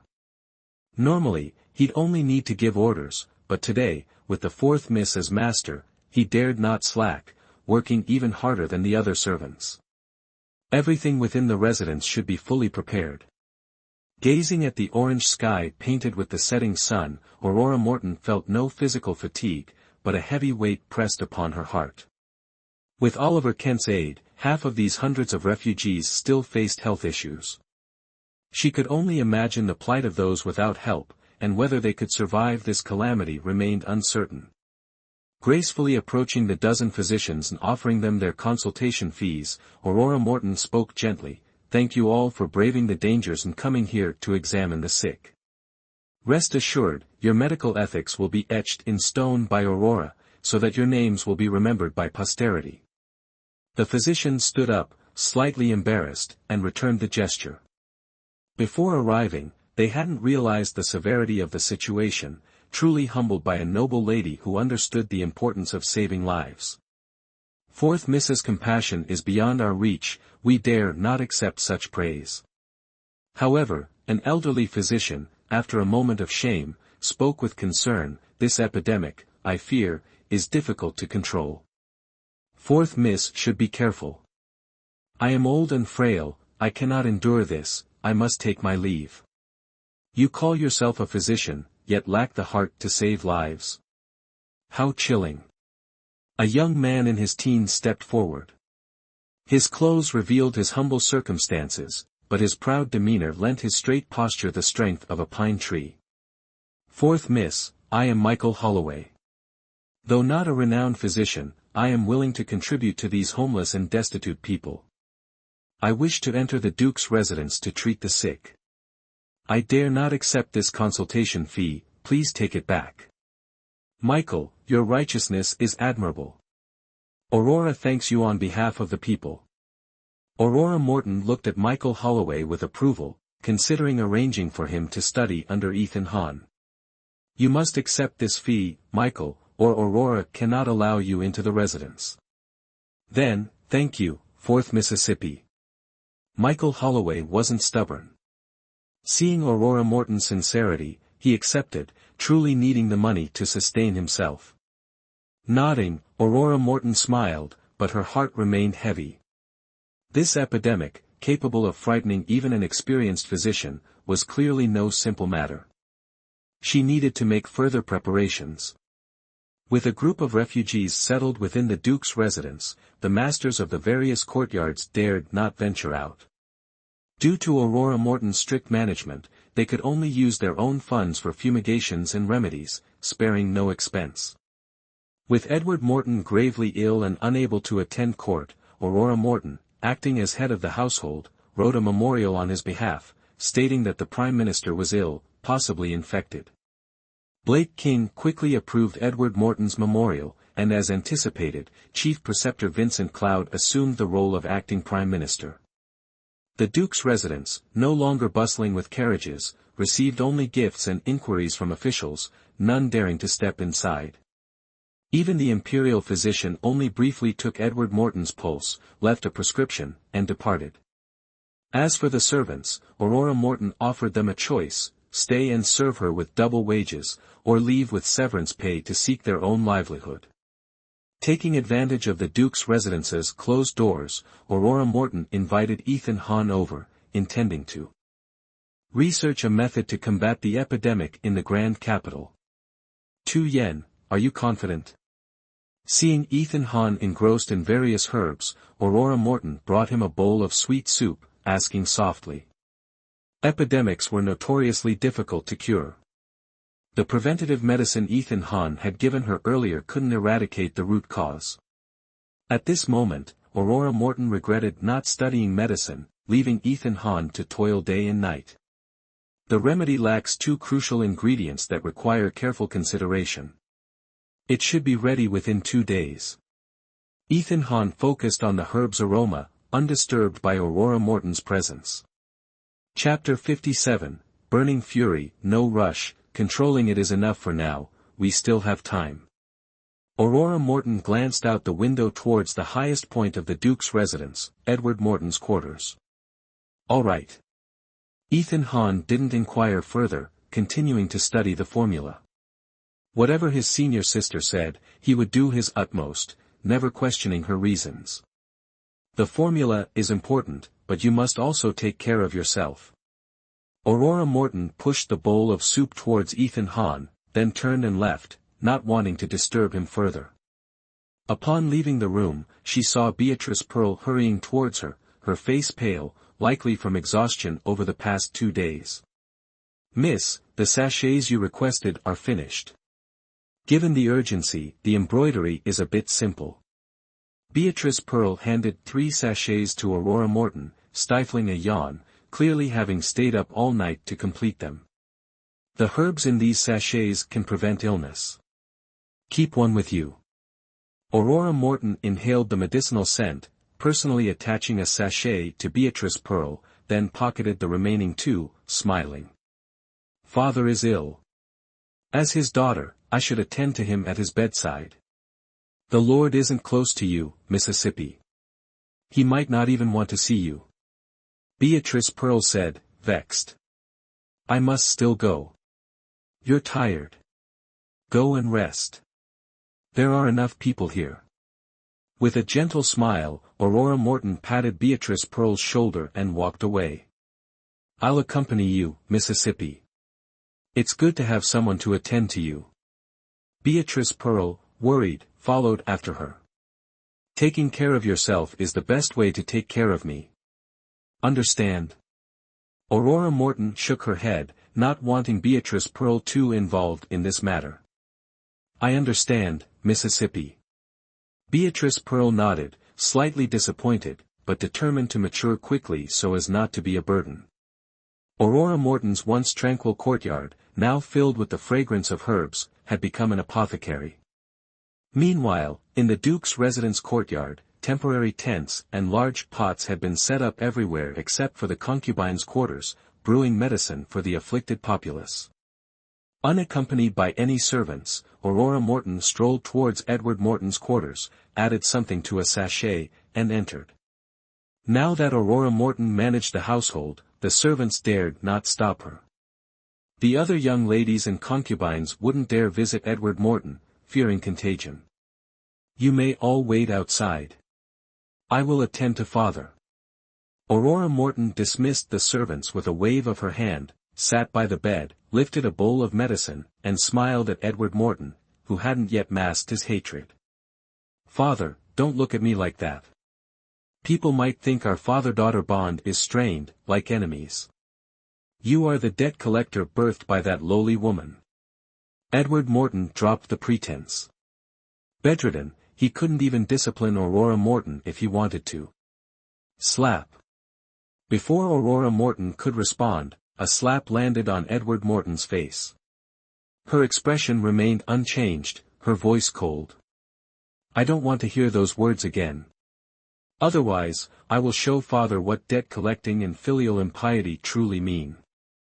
Aurora Morton's soft tone fueled Edward Morton's rage, diminishing his recently recovered strength. You wretched girl. Are you only satisfied when the Morton family is ruined? What do you gain from this? Edward Morton tried to reason with Aurora Morton, fearing he'd become another Victor Morton, with no chance of recovery. Others might not know his condition, but he did. It began as vomiting blood from anger, but after returning to the Duke's residence, it gradually transformed into the prevalent illness. If someone hadn't deliberately infected him, how could he have contracted it? How could the Emperor have known? Now the entire court shunned him, leaving him trapped like a caged bird. Blowing gently on a spoonful of medicine, Aurora Morton said calmly, the medicine is getting cold, father. You should drink it quickly, or its potency will decrease. You beast. Killing your brother, harming your sister wasn't enough. Now you want to kill your father. Edward Morton flung his arm, using all his strength to knock over the bowl. He didn't believe in Aurora Morton's filial piety, she likely wished him dead. If father wishes to die, fulfilling that wish would be true filial piety. But don't falsely accuse me. I won't bear these baseless charges. Aurora Morton bent down, wiping the spilled medicine from her skirt, her voice calm. However, I'm willing to answer father's previous question. Aurora Morton. To hear his own daughter speak of fulfilling his death wish choked Edward Morton. He gasped for breath, exhaling more than inhaling. Chapter 58, Heaven's wrath is hard to bear, father, having served the imperial court for many years, you must understand the principle of, do not do unto others what you do not want done to yourself. You should also know that there is no absolute truth in this world. The accusations you just made, if it were a time when you held absolute power, I, Aurora, would have no choice but to endure. Just like how my mother died unjustly, yet you turned a blind eye, as if you knew nothing. Aurora Morton slightly curled her lip, leaning towards Edward Morton and taking out a sachet from her waist, placing it beside his pillow. That year, my mother merely caught a cold, yet she ultimately didn't survive. Aurora Morton's eyes glistened with tears, perhaps a remnant of the wronged Aurora Morton's soul weeping in sorrow. This sachet has a similar effect. Father, please don't disappoint Aurora's filial piety. Your daughter only doesn't want you to die with the reputation of a traitor. If it implicates the entire clan, you won't be able to face our ancestors in the afterlife. You. Edward Morton wanted to scold Aurora Morton, but when he opened his mouth, he no longer had the strength to speak, only glaring at her. Father, don't get agitated, it will harm your health. Filially stroking Edward Morton's chest, Aurora Morton chuckled softly, calmly saying, Father, rest assured, this medicine won't kill you immediately. Aurora still has a grand gift for you, so naturally, I hope to serve you for a few more days by your bedside, as a way to repay your kindness in raising me. Aurora Morton smiled gently, her gestures tender. Anyone who saw her would think she was a filial daughter, but Edward Morton only felt a tightness in his chest, as if he was about to faint. Aurora Morton knew medicine, although not as proficient as Ethan Hahn, she could still keep Edward Morton conscious. Under her faint smile, Aurora Morton silently spoke to the unjustly deceased Aurora Morton, I will avenge your grievance, sister. You should rest in peace now. May you be reincarnated into an ordinary family in your next life, enjoying the full joys of family, and not die unjustly like this again. As if hearing Aurora Morton's words, feeling her body lighten, Aurora Morton finally felt her soul and body completely merge. Without wasting time, Aurora Morton left Edward Morton's bedroom, instructing the servants to take good care of him. She also knew that her visit to Edward Morton had been reported to others by the servants. Edward Morton suspected her of killing Victor Morton, and Margaret Kane undoubtedly thought the same. Having lost her son as her support, even if Edward Morton didn't die, Margaret Kane's lifelong glory and wealth would come to an end, and she would naturally hate Aurora Morton to the core. Since she wanted to eliminate Edward Morton, the wicked individuals within the Mortons shouldn't remain in this world either. Returning to her small courtyard, comfortably soaking in the hot bath, the fragrance of September chrysanthemums relaxed Aurora Morton both physically and mentally, invigorating her spirits. However, just as she finished changing her clothes, her hair still damp, she heard a commotion outside. Miss, let me go see. Beatrice Pearl set the sweat towel aside and hurried out. Within the general's mansion, with the fourth miss in charge, anyone who dared to cause a disturbance here was certainly not a good person. Sitting elegantly, sipping fragrant tea, blowing on her painted nails, the corners of Aurora Morton's lips curled up once more. She hadn't expected these people to be so impatient. She had thought she would have to wait a little longer. This is the fourth Mrs. Chambers. The miss has just bathed and changed. Even if you are officials, you cannot barge in. Outside, Beatrice Pearl shouted loudly, both preventing them from entering and reminding Aurora Morton to change her clothes. However, Beatrice Pearl was just a small maid.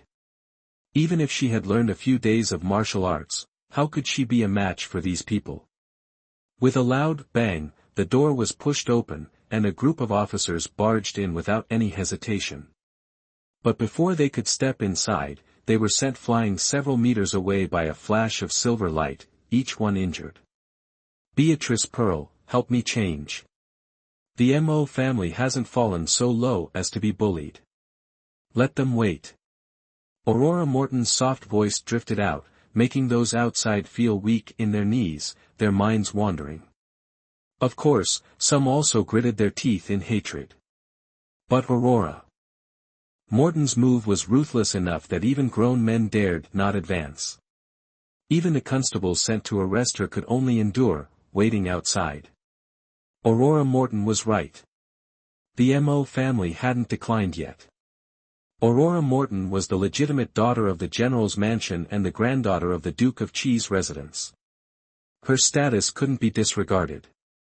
Even with concrete evidence, how the matter would be handled was still unknown. If handled improperly, it might bring disaster upon themselves. The fourth miss is our living bodhisattva. Whoever dares to touch her, we will fight to the death. The disaster victims, having heard the news, rushed over, surrounding Aurora Morton's small courtyard. It was said that heaven's wrath was hard to bear. Although these ordinary people didn't know martial arts, the sight of hundreds of them gathered together was truly frightening. More importantly, some of the infected people were among them. Who would be tired of living to attack them? It was better to stay away. Chapter 59, Utterly Wretched, Fear Not, 4th Mississippi. Our lives are yours to command, you are our benefactor. We will shield you with our bodies from any who dare threaten you. Another voice echoed the sentiment, sending a chill down the constable's spine. A human life wasn't something to be trampled upon, they represented the people's will, not to be trifled with. This case was proving difficult, the courtyard was packed, making it hard for the constable to even report to his superiors. He could only glare resentfully at Margaret Kane of the Duke's residence. Women, indeed, were the root of all trouble, best to steer clear. Treason! Treason! Margaret Kane shrieked. Her face, already pale from the loss of her child, was painted with cosmetics for Edward Morton's visit, making her appear even more vulgar.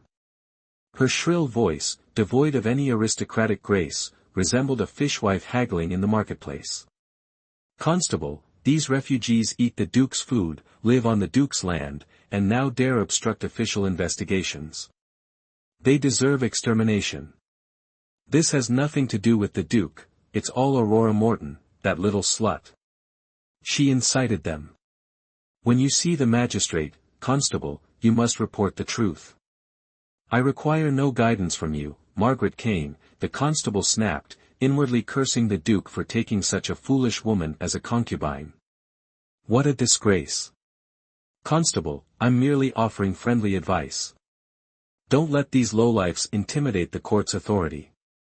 The magistrate awaits the interrogation of that slut, Aurora Morton. Margaret Kane gritted her teeth.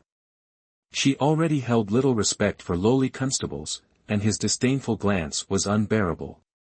That hag dared insult the fourth miss. Let's get her. A shout erupted from the crowd, and the refugees surged into the courtyard, rushing towards Margaret Kane. Save me, constable. I am the Duke's most beloved concubine. Protect me. Margaret Kane screamed, her hair ornaments swaying precariously. The constable, already disgusted by her, now saw her as nothing but trouble. Still, he couldn't ignore her words, she was, after all, the Duke's woman and required some protection.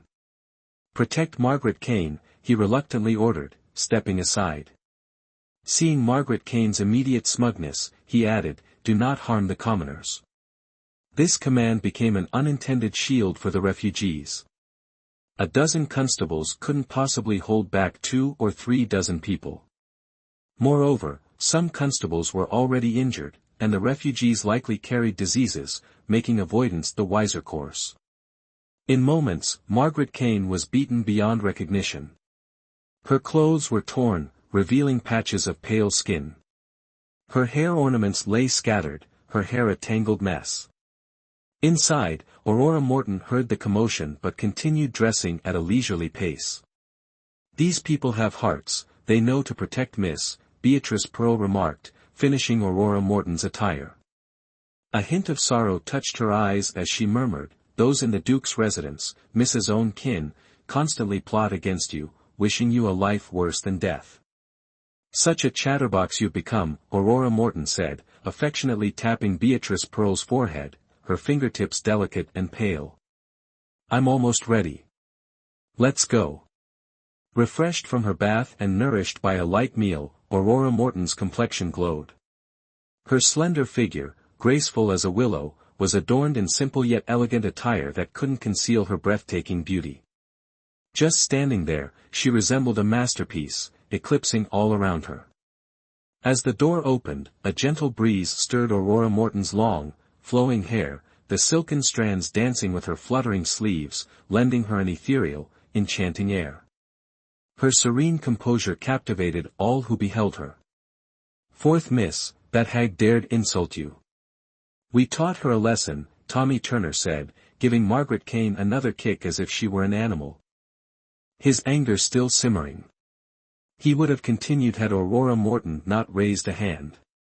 Aurora Morton surveyed the crowd, her lips parting slightly as she spoke, her voice soft as a whisper. "I thank you for your chivalry. Those who commit injustice will reap what they sow, striking such a person only sullies your hands." Aurora Morton's disdainful tone did nothing to diminish her grace. Compared to the utterly wretched Margaret Kane, she exuded refined elegance. "Aurora Morton, you fratricide, you patricide, how dare you disrespect me?" Margaret Kane shrieked, but her words were cut short by Aurora Morton's icy glare. She fell silent, trembling with fear. Having experienced the bloodbath of the battlefield and reborn with a vengeful spirit, Aurora Morton radiated an aura of power and menace that intimidated even seasoned warriors, let alone a sheltered woman like Margaret Kane. Chapter 60, Accidental Injury, Quiet. Aurora Morton shot a frigid glance, her words as icy as her demeanor. "You are nothing but my father's concubine, while I am the legitimate daughter and head of this household. Before me, you are merely a servant. If you dare speak so insolently again, the house rules will not tolerate your impudence." Having silenced Margaret Kane, Aurora Morton turned to the constables, her voice chilling. "My lady's chambers are not to be trespassed upon. Constable, unless you have a valid reason, do not blame this lady for being disrespectful." With that, Aurora Morton flourished her whip, the silver strands swirling like a reaper's scythe under the fading sunset, an aura of menace radiating from her. Initially intending to assert their authority, the constables were struck speechless by Aurora Morton's imposing presence. Scoffing inwardly, Aurora Morton felt a twinge of disappointment. She had initially admired their sense of justice, but a man consumed by fear was destined for mediocrity, his rank forever capped at constable. Well, did the constable mobilize so many men, at the expense of my reputation, to barge into my chambers without any justification? Aurora Morton's voice dripped with frost as her fingers traced the silver tip of her whip, poised to strike. "I am acting under magistrate's orders to bring the fourth miss in for questioning. We request your cooperation." The constable finally regained his composure, his voice firm, his tone righteous. Had it not been for her prior observation, Aurora Morton might have been impressed, but this constable was not worthy of respect. Does a mere Grand Capital Magistrate have the authority to intrude upon the Duke's residence? Or does the magistrate aspire to usurp the Chancellor, disregarding even the General? Aurora Morton's lips curled into a cold smile, as beautiful and chilling as a summer snowdrop. "The magistrate does not have the authority, but what about this Duke?" Duke Walter Grant's gruff voice made Aurora Morton's eyes narrow. Turning, she saw two men in official garb approaching. Duke Walter Grant led the way, followed closely by the Grand Capital Magistrate. So, it was Duke Walter Grant's hand behind Margaret Kane's ability to send the magistrate's men into the Duke's residence. This lady is unaware that Duke Walter Grant's power surpasses even the Chancellor's, allowing him free access to the inner chambers of the Duke's residence.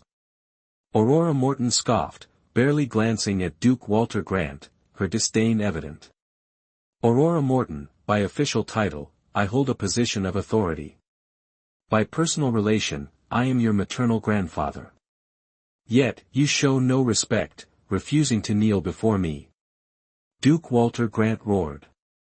"If holding office allows one to oppress the innocent, then this lady truly admires the officials of the Great Flame Nation."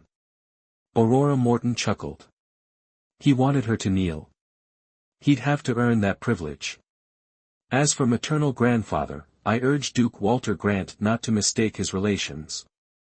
If this lady recalls correctly, her maternal grandfather is the illustrious Duke of Cheese residence. The Duchess of this residence is your mother. How can I not be your maternal grandfather?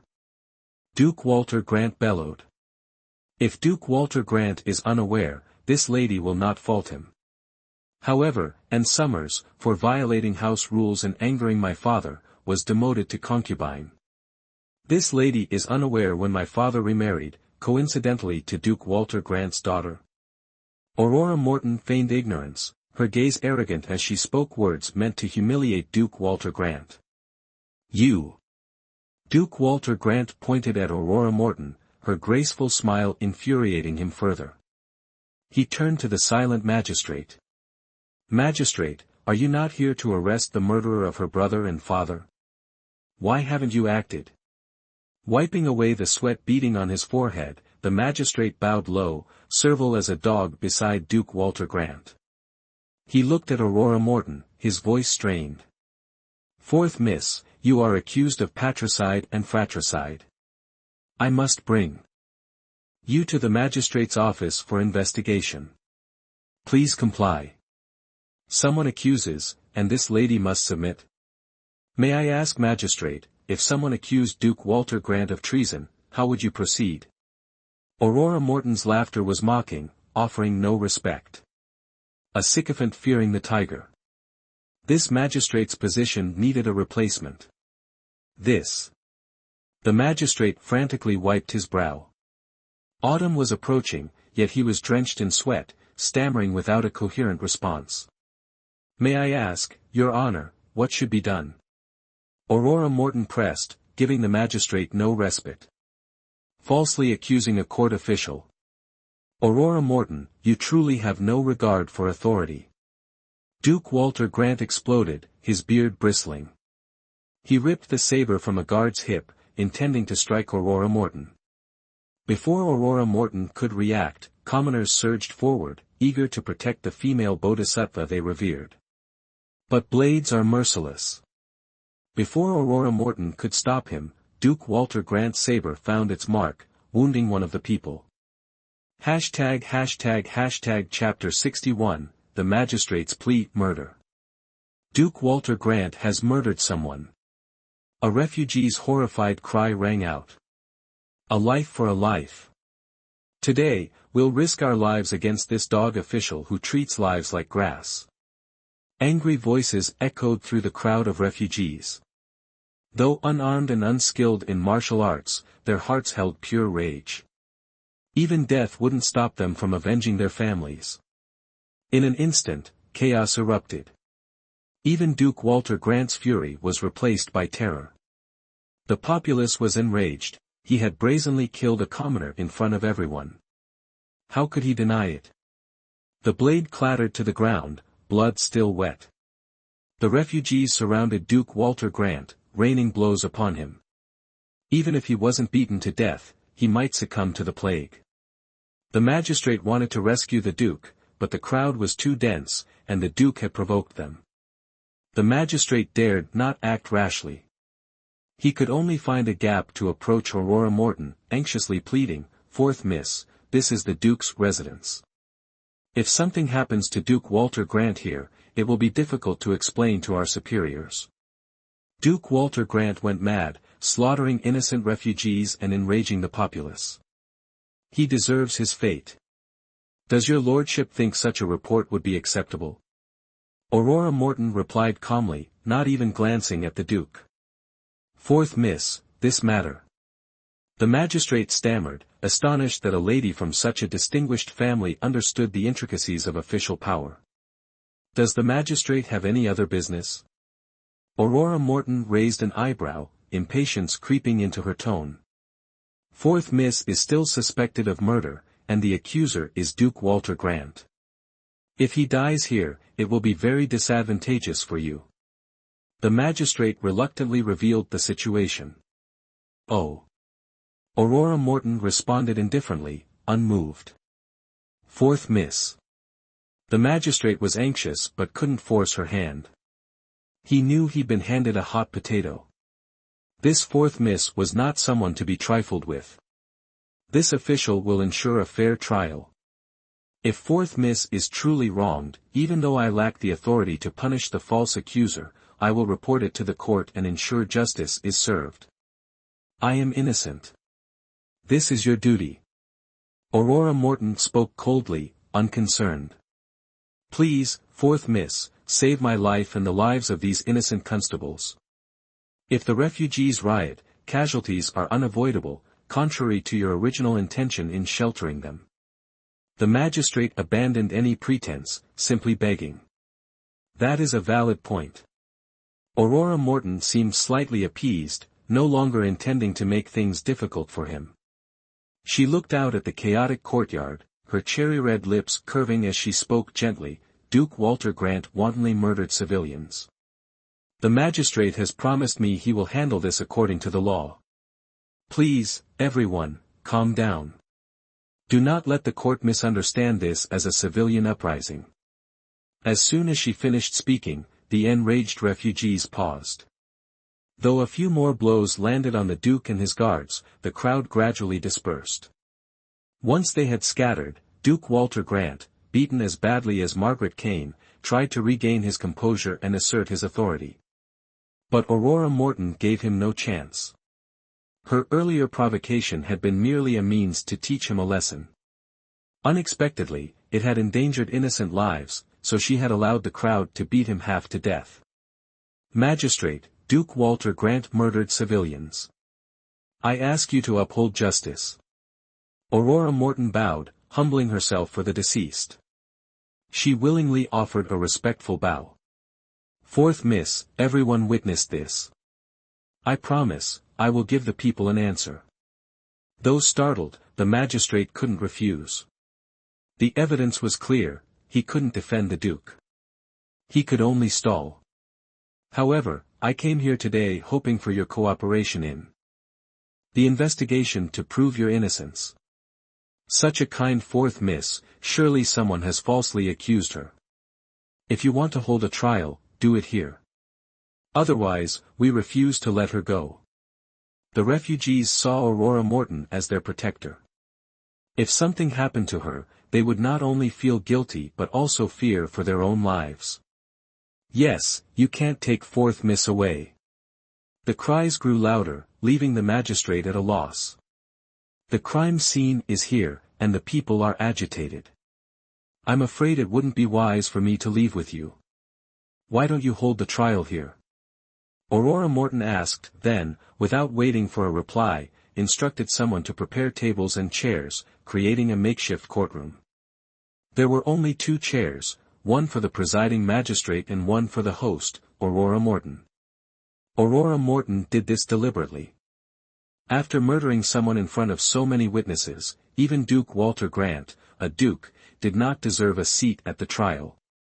Chapter 62, The Iron Court. Within the residence. Though enraged, Duke Walter Grant knew better than to argue at this moment.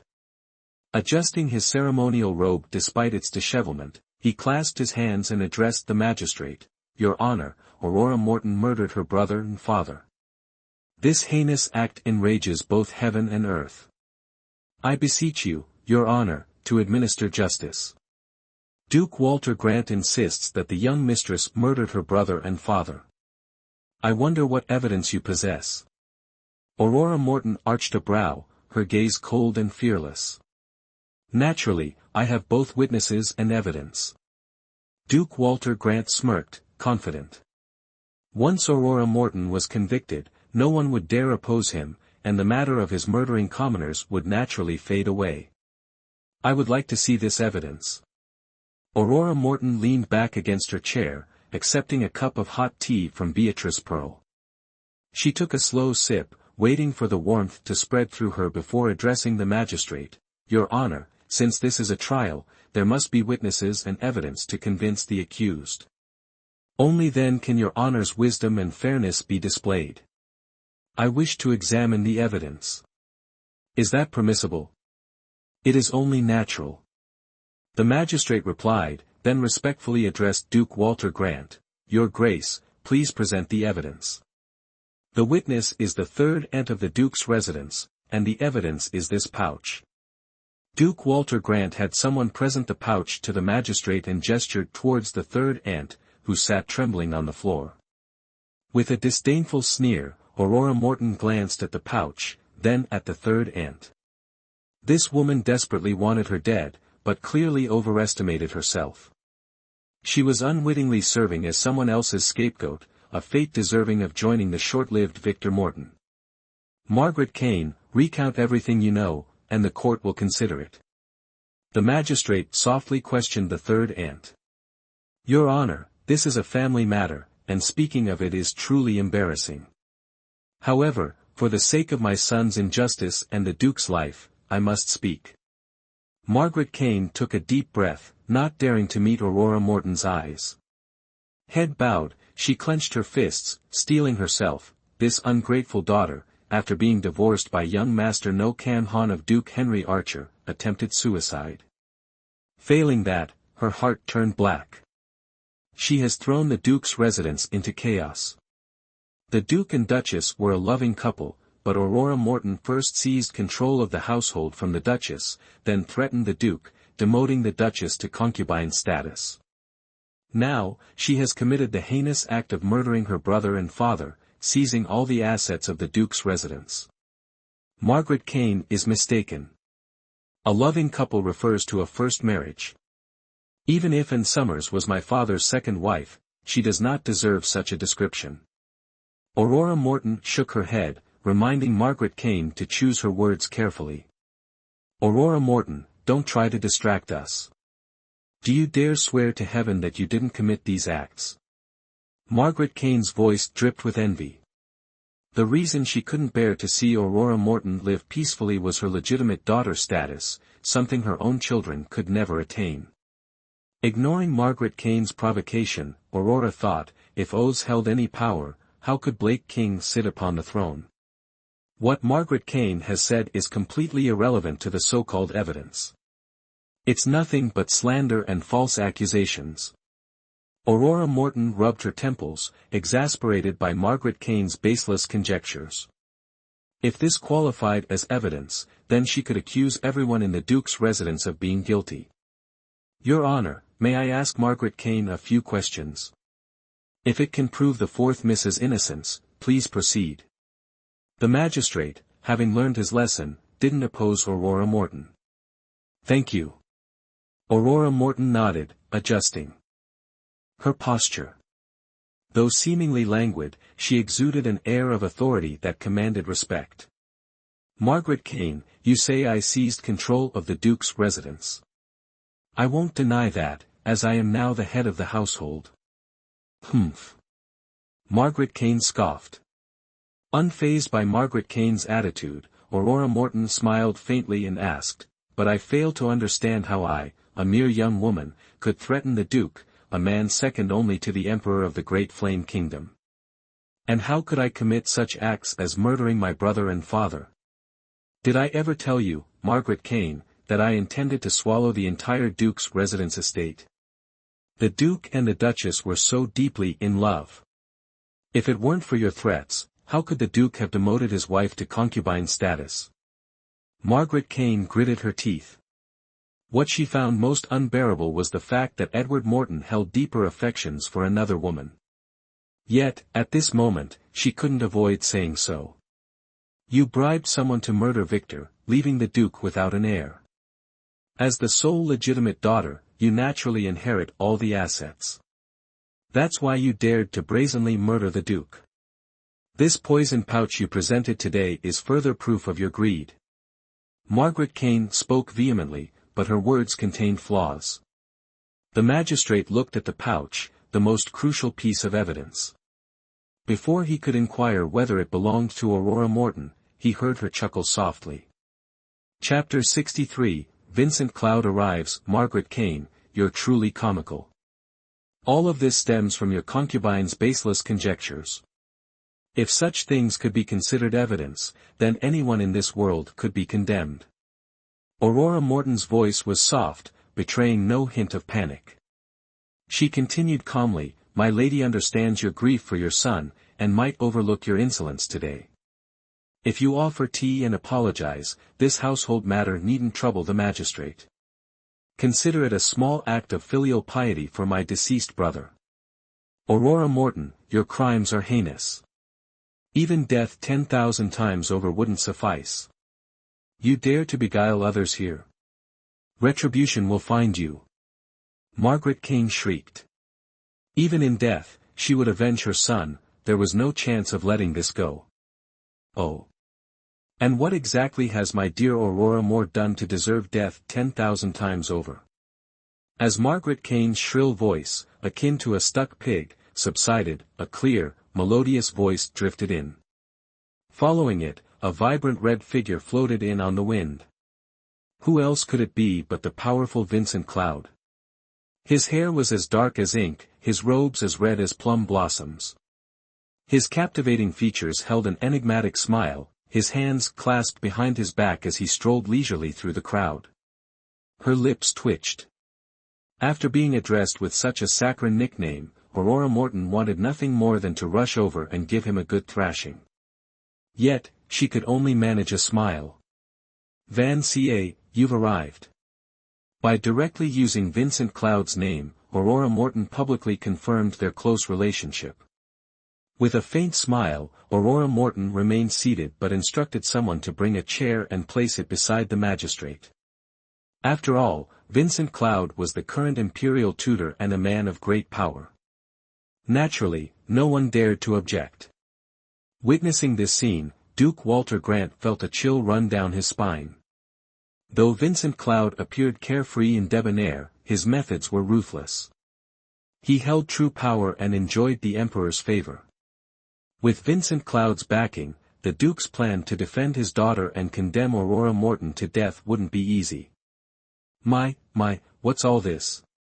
A look of surprise flickered across Vincent Cloud's enchanting face.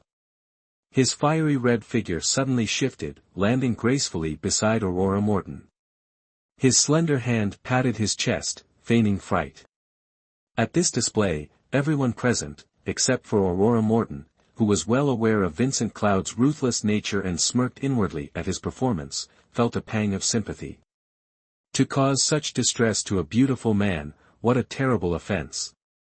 Were it not for Vincent Cloud's status, Duke Walter Grant, a known connoisseur of male beauty, would have been the first to rush forward and offer comfort. As for the elderly famine victims, their hearts ached with distress, their resentful gazes fixed on Duke Walter Grant. Duke Walter Grant intended to kill me, but unexpectedly killed an innocent commoner. The magistrate has promised to deliver justice for the deceased, Aurora Morton said, a hint of sorrow in her voice. After all, that person had died because of her. Duke Walter Grant. Vincent Cloud's gaze, now filled with icy coldness, rested meaningfully on the Duke. He had long held disdain for this man, who relied solely on his familial connections to the imperial family for his title. It was only due to Consort Z's former favor that Vincent Cloud hadn't moved against him, allowing him to grow increasingly audacious. It was this lowly commoner who tried to harm this duke. Your Excellency, the imperial tutor, should not be swayed by Aurora Morton's one-sided account. Duke Walter Grant hastily explained. You clearly intended to kill the fourth miss. We, the famine victims, grateful for her life-saving kindness and shelter, tried to intervene. We were unarmed and unskilled in martial arts, yet you, Duke Walter Grant, acted with such cruelty. Now, you even dare to slander the dead.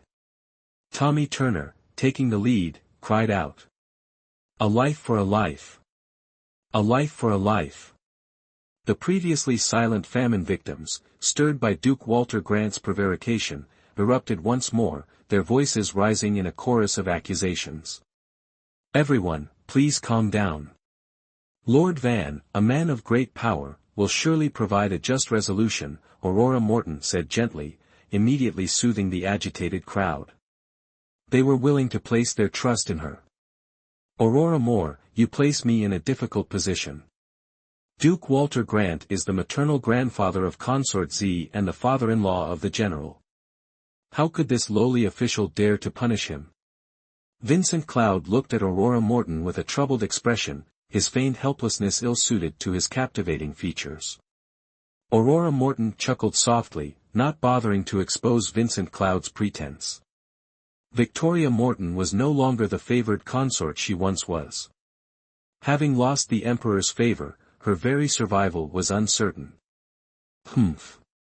Completely oblivious to the underlying currents, Duke Walter Grant straightened his back, assuming that Vincent Cloud, who had initially seemed like an obstacle, wouldn't dare to challenge his status. Someone, bring a chair for this Duke. ####Chapter 64, and Summers appears. Duke Walter Grant's smugness was evident, causing Aurora Morton to chuckle inwardly, yet she generously stated, "My apologies, my courtyard is secluded, and the only 3 seats are occupied.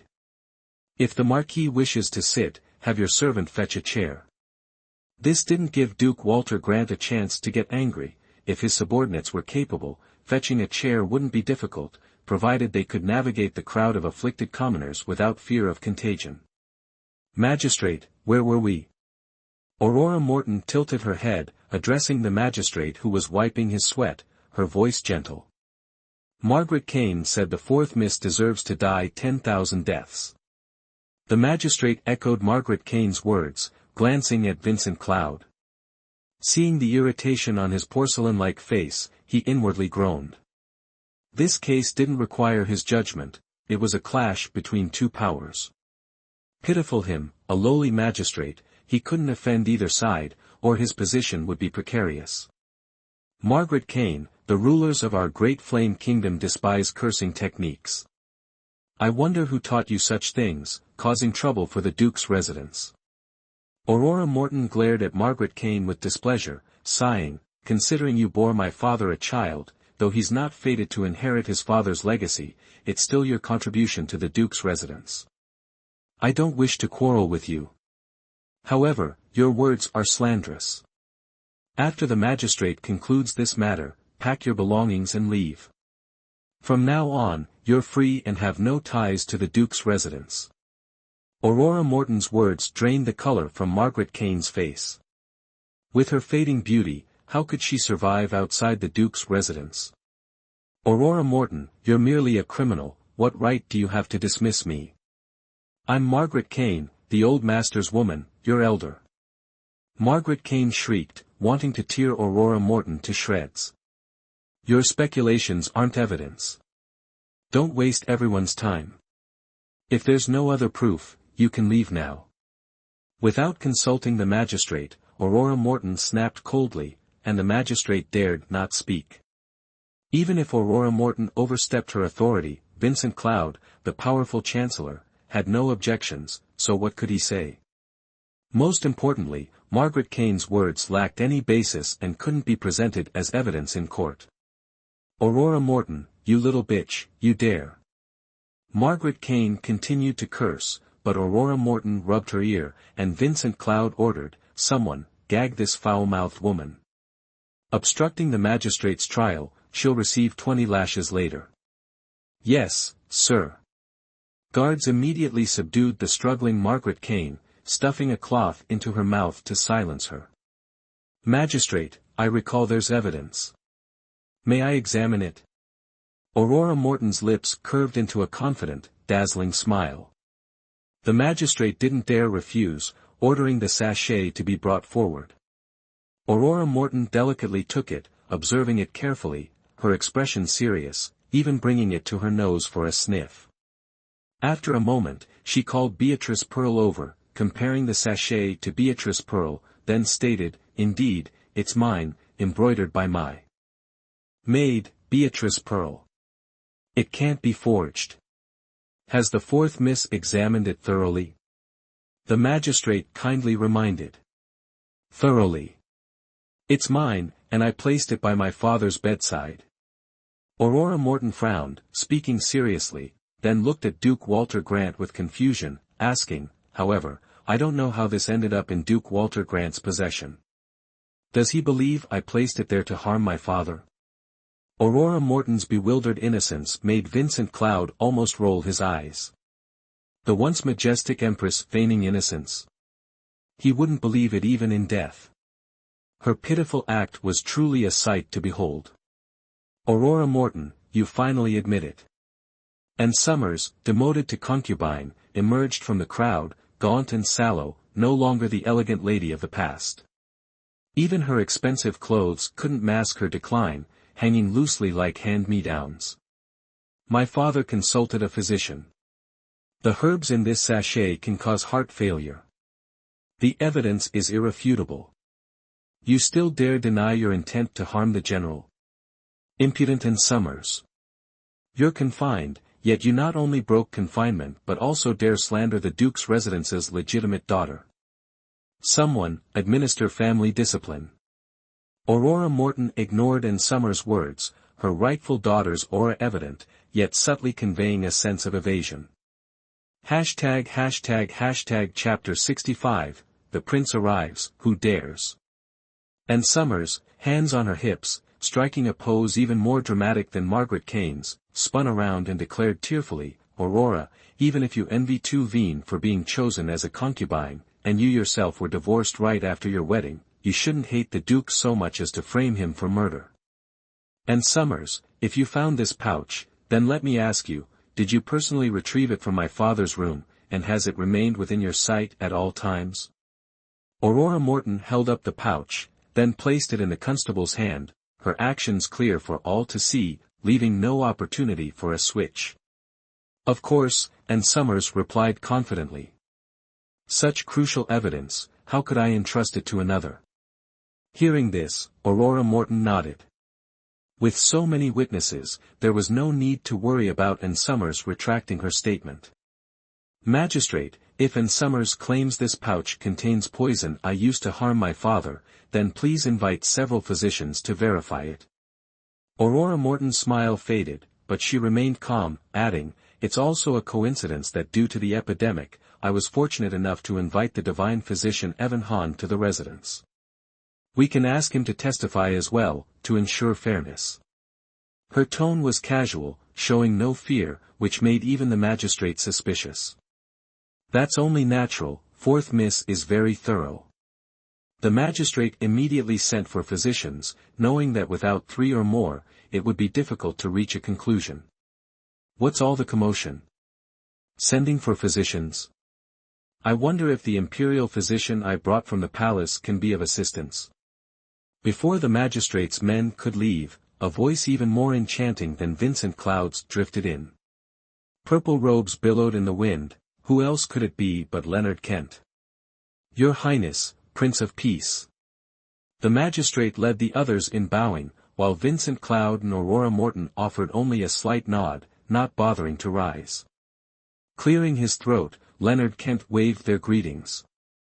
Just moments ago, he exuded a regal aura, but now, as he approached Aurora Morton, he winked, his posture shifting to one of playful deference.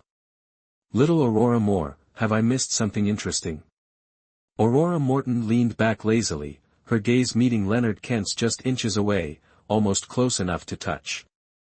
The proximity brought a blush to her cheeks, like a summer peony, noble and elegant yet tinged with shyness, making her even more alluring.